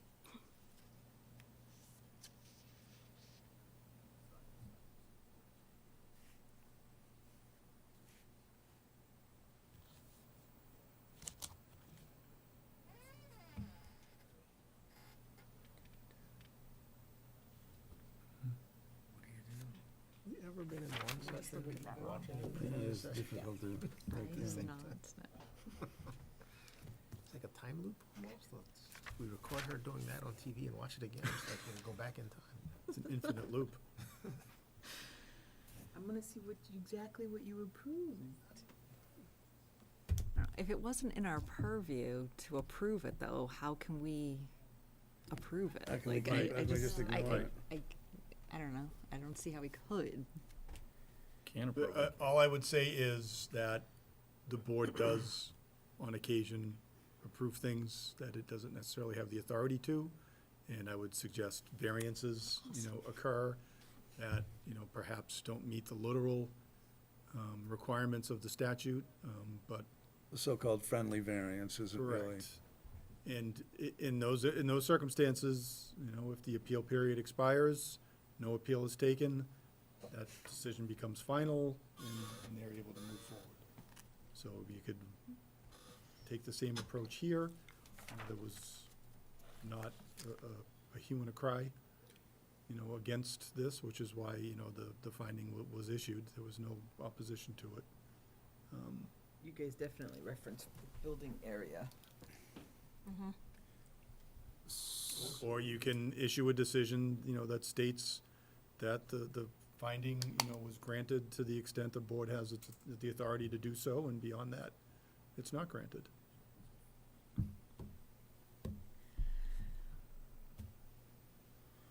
That's on middle of the road to everyone? But how, so, in drafting it, I can work with you on. okay, because I have to write what finding, typically I write Yep. the findings of So which the we would go decision into is detail based on. describing where we And the, felt we overstepped in the decision?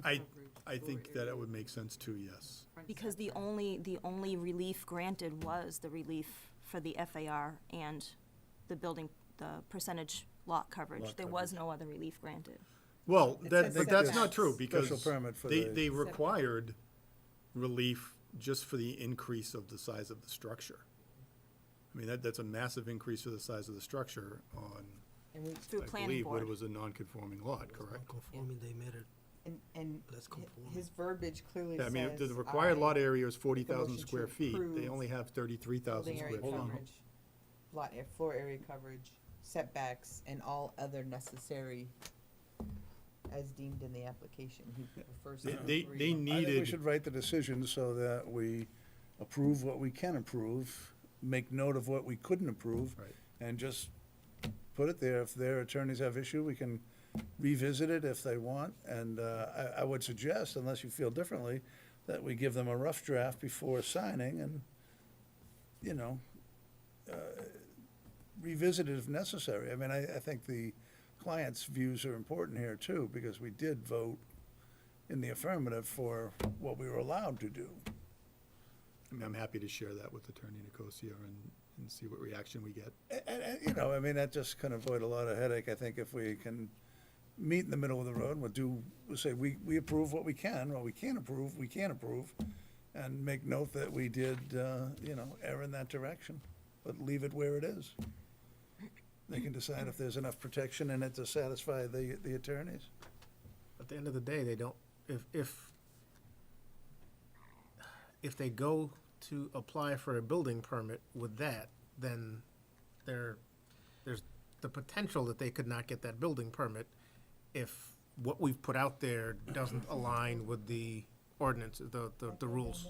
Well, they're gonna go through the planning board process, and I think they can, If they approve, I don't think you can have that discussion here. I have to issue the building permit. Right, I mean, it depends on what your decision states and whether or not it appears to grant all relief necessary. I mean, Jose is gonna review whatever permit is issued, and if the permit, you know, purports to grant relief, you know, for everything they need to construct, he's gonna issue the building permit. Okay, so my take is that we should fix this by take what, I'm trying to think of the right word for taking back, but revoking the, yes, rescinding the approval based on the fact that there was not a clear understanding of. Do you want to rescind the approval, or do you want to keep the approval, but only to the aspects that you had authority to grant? that was my thought. I think Steve is going down a little Yeah, They different road, could, which like, is fine. reapply Sort for it the out. additional relief that they course they wouldn't can. be, so it'd kind of be the same thing then. But of course, getting variance relief from this board is a little difficult. The only problem is, Familiar. if we draft, the way, not to insult your profession, but It's difficult to do. way That's that a letter leading is statement, coming, isn't it? no offense, the way that seems to be None coming taken. out is we're gonna start tap dancing around a mistake we clearly made, and then they walked out of here thinking they were good to go, and we're not gonna stand up and say, hey, we realize we did not have the authority. We do need to rescind it and clearly write it. You're approved for your setbacks, and that is all we have the authority to do. Well, but that's sort of what we're suggesting. But that wouldn't be a full rescission. That would be granting the relief that you had the authority to grant and not granting relief you didn't have the authority to I grant. just think we just need to make it very, like, we need. Yeah, to no, own I up. agree We that need the to own up. decision Hey, should make it very clear. You walked out of here, we said we grant you authority for this, but we didn't have the authority. And ultimately, if the applicant, you know, feels aggrieved and takes an appeal of that and prevails on that appeal, you know, so be it. At least the board has taken what steps it can take, and Correct our own error. and yeah, right, and if it's, you know, above and beyond what you're allowed to do, then, you know, the court can tell you otherwise if there's an appeal taken. So basically, if we do nothing, our error can go unchallenged and pass, and if we try to fix it, our errors can then be challenged but still be passed if the court says, no, you can't take it back, but there's no, it's just trying to fix the mistake or the oversight, or however you want to call it, that we. So I don't know if this throws another monkey wrench into it or not, but when I did the legal notice, I included with the description of the relief that they were asking for, I added in the setback, because when I looked at this map, I saw that it was 33.9 feet instead of 40 from the cul-de-sac, what we're looking at here. But it turns out that this was the relief that they were granted in 2017 with the farmer's porch. Okay. So the board wasn't granting this front setback relief last month. It was already granted. The farmer's porch is already there. I thought it was just a step. And it might have been just. Wasn't that the case? It was well, no, just the one porch- step that no, was, because I think if they you were look closely, extending I'll that- zoom in. But they that were- was a special permit from 2017. They were extending that porch. Did they say they were gonna They eliminate? got a special permit for that This porch. front porch. I'm sorry, I didn't mean to talk over you. They got a special permit for that porch in 2017. And what they did this time, they increased that porch with the new addition. Which is right Oh, they here. extended the. Right. They Yeah. extended Yes, that you're porch right, with the you're new See that addition. on there, So so it's. relief was required. Release So was they made it required worse, on so that we as had to well. give them relief. But the extension's within the setback. Does that make a difference? The The extension's extension within would the not, setback. if I recall Setbacks, correct, this I don't arch think right here. I don't think the extension was within the setbacks. I could be wrong. Yep, I right guess- here, it's 40.1. I guess Huh? before we go into 40.1? that, does it matter for what we're trying to do? Like, do we need to figure? Then they didn't need to be in front I'm of us at only all. asking because I'm trying to figure out what detail I'm putting on the draft decision. Well, if you're saying they're within the setback, then they didn't need to be in front of us. The No, front. there's No? different things, there's Okay. multiple. That's, Oh, okay. Because that was the areas. modification of the previously granted special permit But for the wouldn't it farmer's be porch. easier, That was council, brought if up Okay. I appealed after they their applied. Gotcha. decision, and Sorry. they have to come thought back. they were in for- and- So that is another option, is, you know, as the entity in charge with enforcing local zoning, Jose has standing to take appeals of decisions that are issued by this board, similar to what occurred, you know, with Second Lane. And so he could challenge and make the argument could that challenge it that the relief himself. that you granted wasn't sufficient, and therefore he should not be required to grant a building permit. So we're just skipping you having to do that. Yeah, Right. That puts him in- That I feels was like gonna not do that owning your the mistake week and after, waiting for the but next I person was down the wondering. lane to Yeah. fix Was it that- for Well, you. and 11 Rainbow's still mentioned waiting. Kick it down the lane. It does look a little, 11 Rainbow's still open. No, I mean, I guess the cleanest way to do it is just rescind and No, I don't mean. let it lie. Yep. It's gonna be a difficult, news to share, but Rescind or can or modify just to what's in your, but just clearly be like, I don't know. So I'm all about rescinding, because it was wrong and I Yeah, want I to, agree with you. I want Right, to we can- fix we it, can let not Jose make it a little deny less it or wrong. not, but- That's my take. Yeah. we're not taking responsibility for the mistake we made. Hmm? If we don't rescind it, we're just kicking it down the road. No, yeah. Right. And I really don't think, I would, like Paul said, I wouldn't feel comfortable having that hanging over me for 6 years. I can't imagine the scenario, but who can, you know? So what do we have to do to rescind?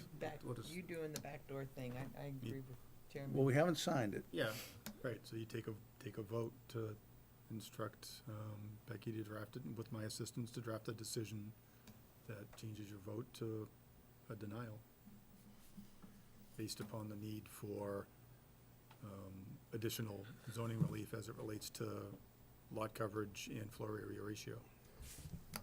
And they could look at it and come back with a suitable plan, Right. too. Right. And That is an option for just saying, we rescind this, they come back and they get FAR that's suitable and lot coverage is suitable, it would be a reduction, of course. And it's a 7,000-foot house, so, It'd be a pretty significant reduction to get that yeah, it would. to the floor area That's part of the ratio. problem, too. It's not, he's got something hanging over the edge here. It's significant. so is that a motion that has to happen to make that happen? Yes. Can I make a motion? Yeah, And I didn't vote on it, so. Right, and the 5 voting members were Nancy, Stephen, Brian, Charlie, and Peter. you have to do that motion.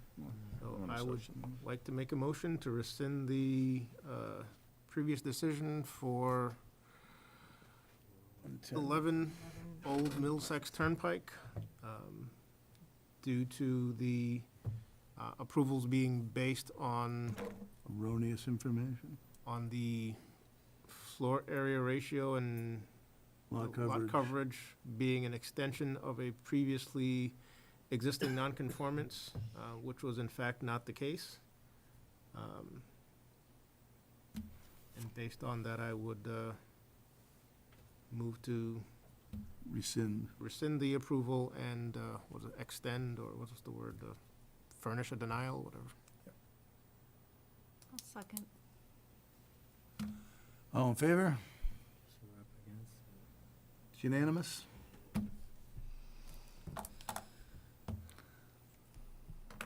You can't approve something that's. I really still can't swear I'm clear on it. I'm trying to understand as best I can, but it's, Learning process all around. right, it's always a learning Has this curve, ever for sure. happened before, Paul? First time I've ever been involved in a situation like this. Breaking new ground. New For ground is good good. reasons. You need to Yes, send out some yes. more learning opportunities there, Becky. Start getting One more thing on the, just the minutes. Under here. Woodbine. Lost my place. And now we're up to limited accessory apartments, comparison of surrounding towns.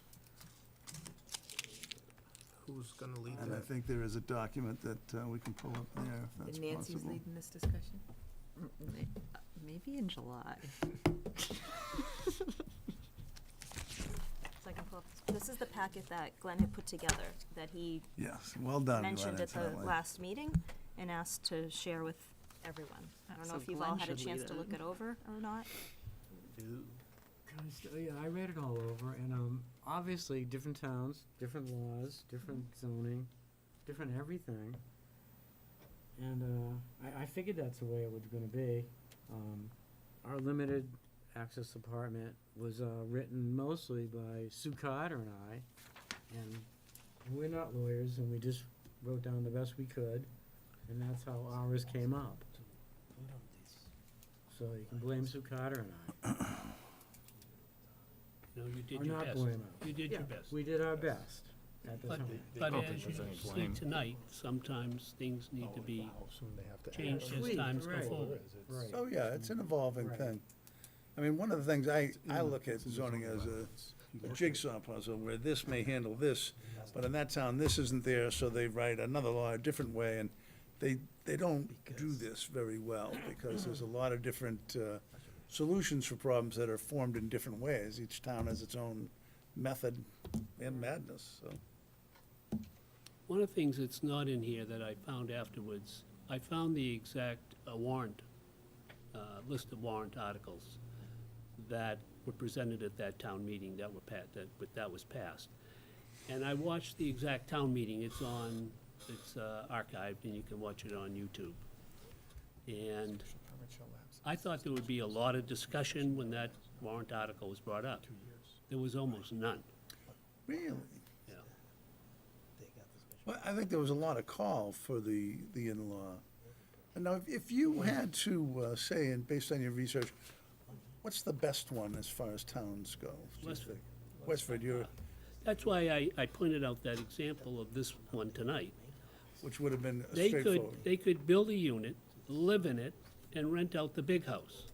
Now, they can't afford to have both, but. So they've essentially made every lot in town a two-family. And then one of the reasons that they cited, and if you talk, long as you have and the eventually you should talk to the main person in Westford, who really is the one who knows about this, was they were trying to avoid arguments that would go on that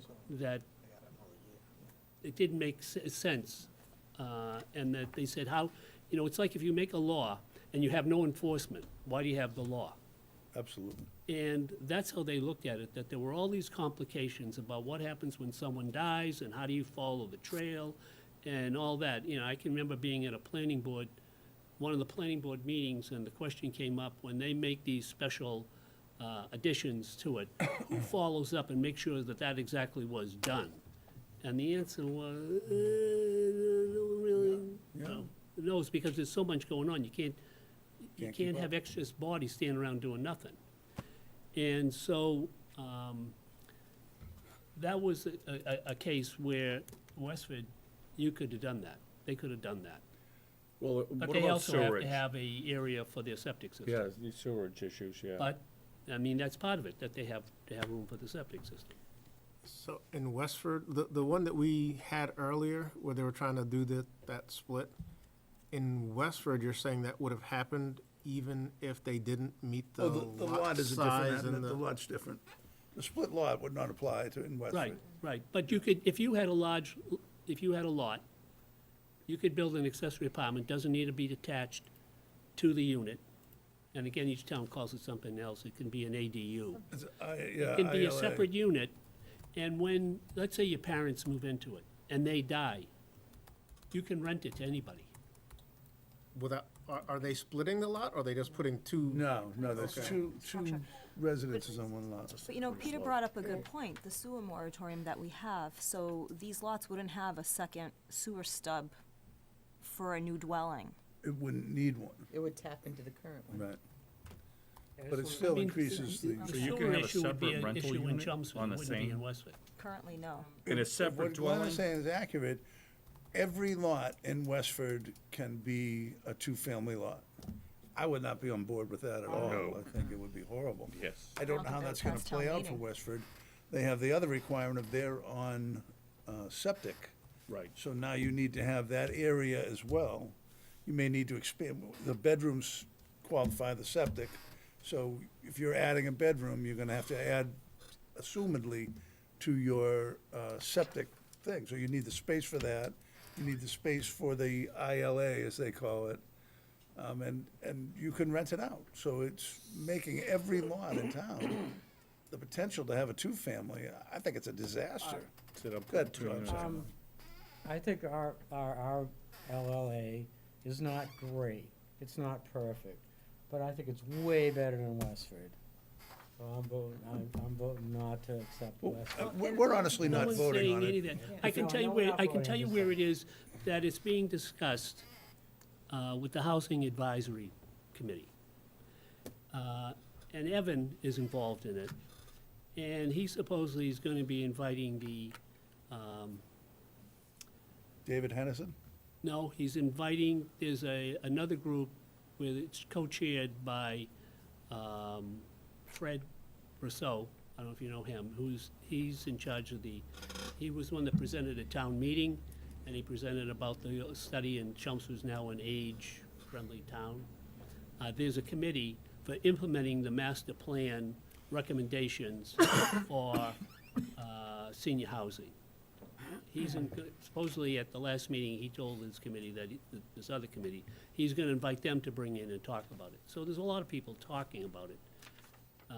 Not necessarily that Westwood has the best plan, but recognizing that maybe Chelmsford needs to be I modified. think it could be revamped. I think the process would be that we would forward something to town meeting, much like the last time we attempted to change it.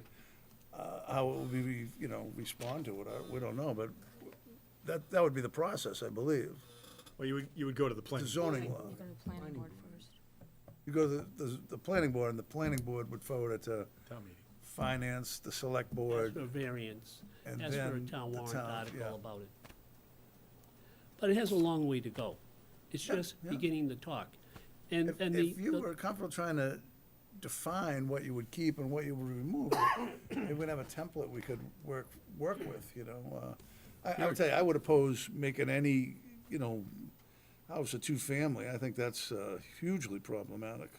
the overall problem is you can't build senior housing. There's no money in it. There's no profit for anybody in it. Because there's low-income How housing. did that going up, sir? There's low-income housing, and then there's senior housing. Low-income housing is here. Senior housing, the money is here. So there's no money in it, and there's really no building of senior housing. So how do you increase the stock We have of some very available nice units for 55-plus seniors facilities within in the town. current framework?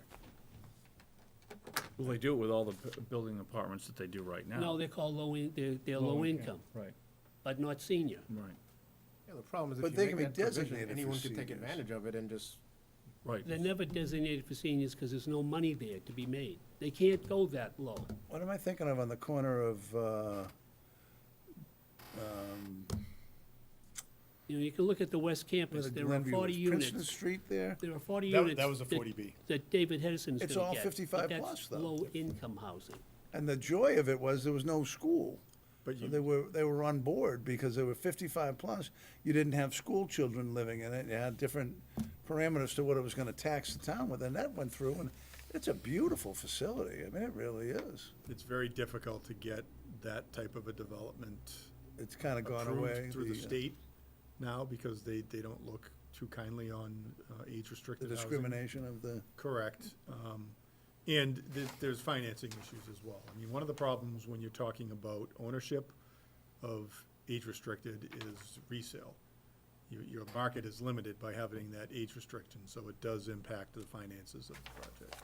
right? I don't know how the mechanics of it work, I just do know I think there's increasing some- the size, I know we talk about it all the time, would make a lot of sense, like from 750 to, what are they, 900 or, I mean, that, to me, like you said, that's a small space for two people. We can write a waiver for any of Right. that, and I don't think we're even bending any rules to do that. The town allows 750, we can write a waiver to any number. I think the one we looked at Up was to, a little up to excessive. 900 by state. I'm not sure how that applies to our zoning. So, general, part 1, chapter, title 7, chapter 48, says accessory dwelling units is not larger in floor area than half the floor area of the principal dwelling or 900 square feet, whichever is smaller.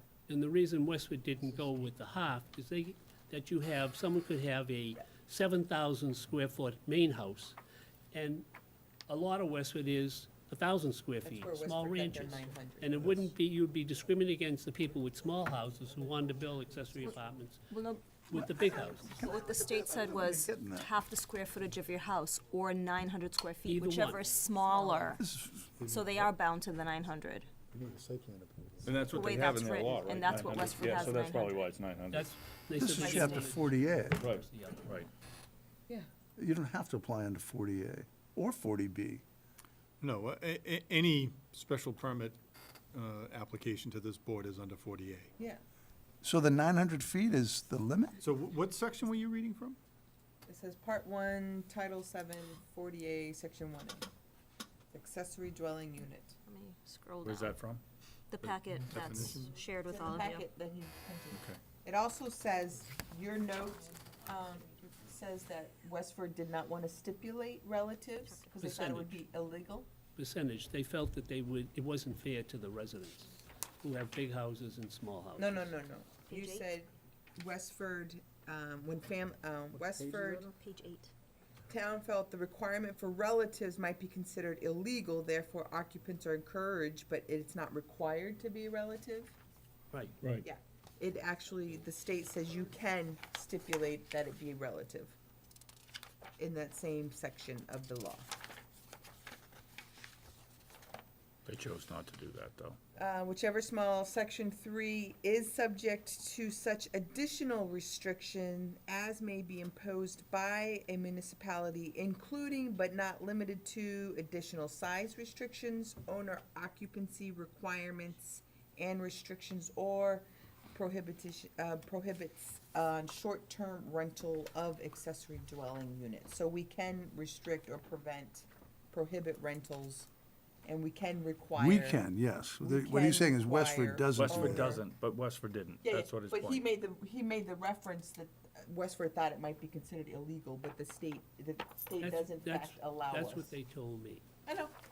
I'm just, if that point, I'm just saying it, that is in I fact, mean, then you does have, not need to be a then you concern. have dialogue in the state, I may be wrong, but there's dialogue in the state saying that zoning shouldn't be by municipality, zoning should be by the state, because it retards,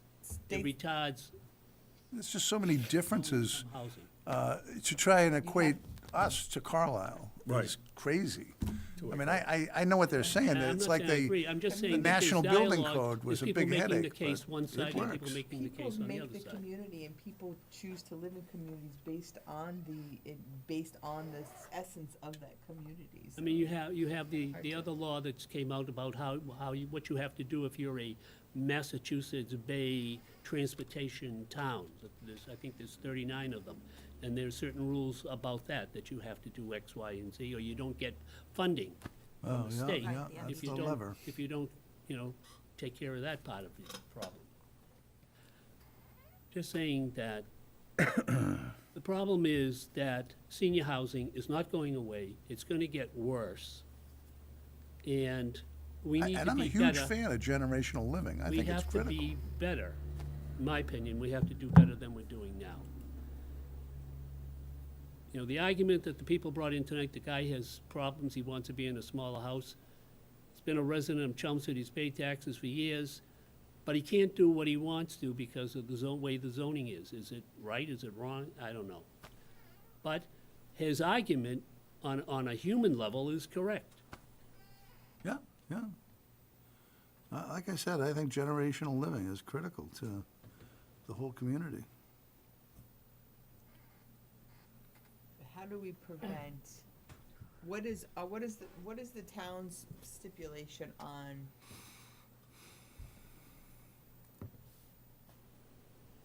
Well, yeah, I know, I get that. Because LLAs have to be attached. LLAs have to be attached, right? In our town, And they're yes. only allowed in the RB district, and currently most RB districts are undersized, so. They have to have certain square Yeah. footage, right? Right. An LLA can only be in an RB? I don't think that's I accurate. believe so. Isn't that, no, No. did I misspeak? They can be anywhere.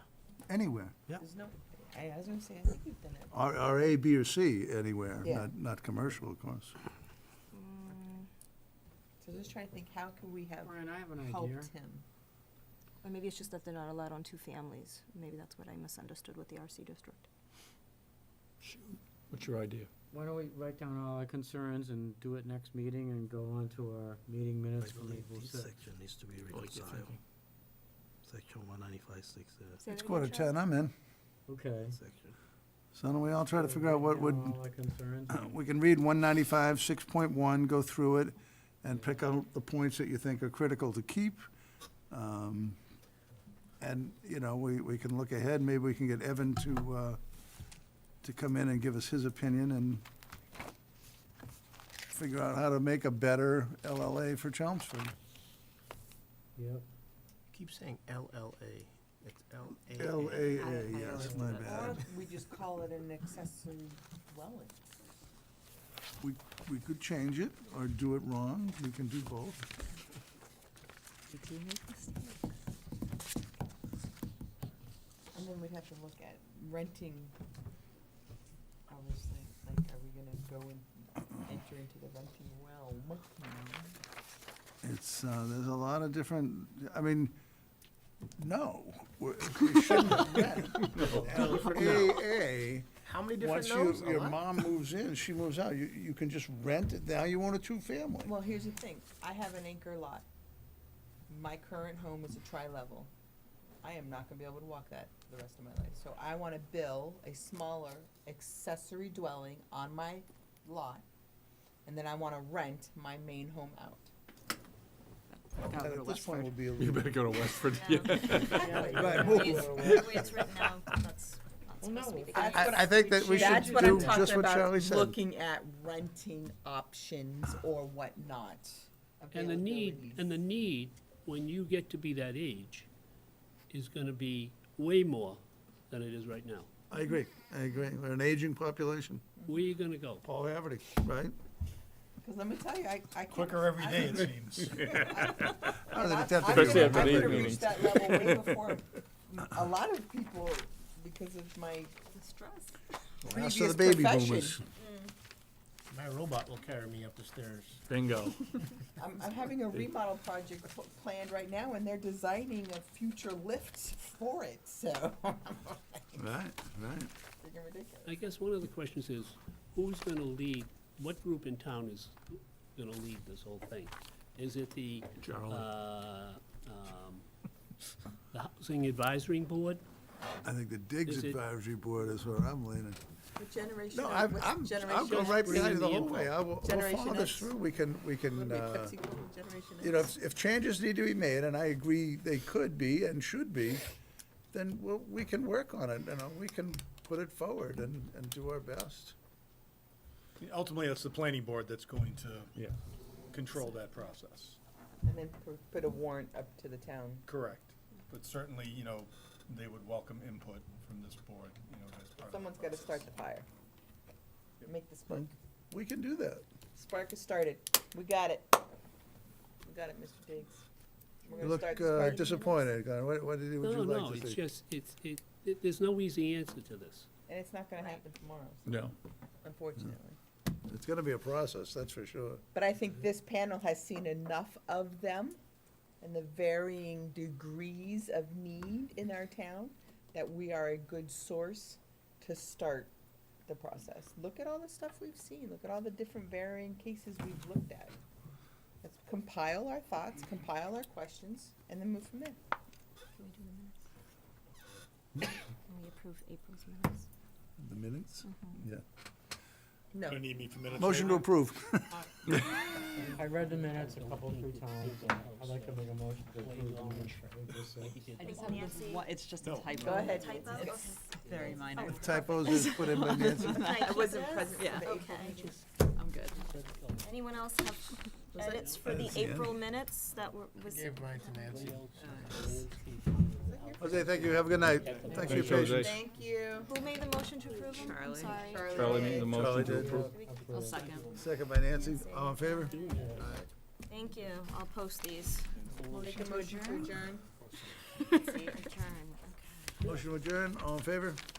I'm voting guy. Does it the easy way. No? It's a good night. It was a good time. I can't even write anymore. I have chicken scratches. Good, everyone. Good night. Take care, Paul. Thank you, Paul. Okay, sounds good. Thanks. Have a good night. That is so funny to get a free frontage lot in front of us after I just mentioned.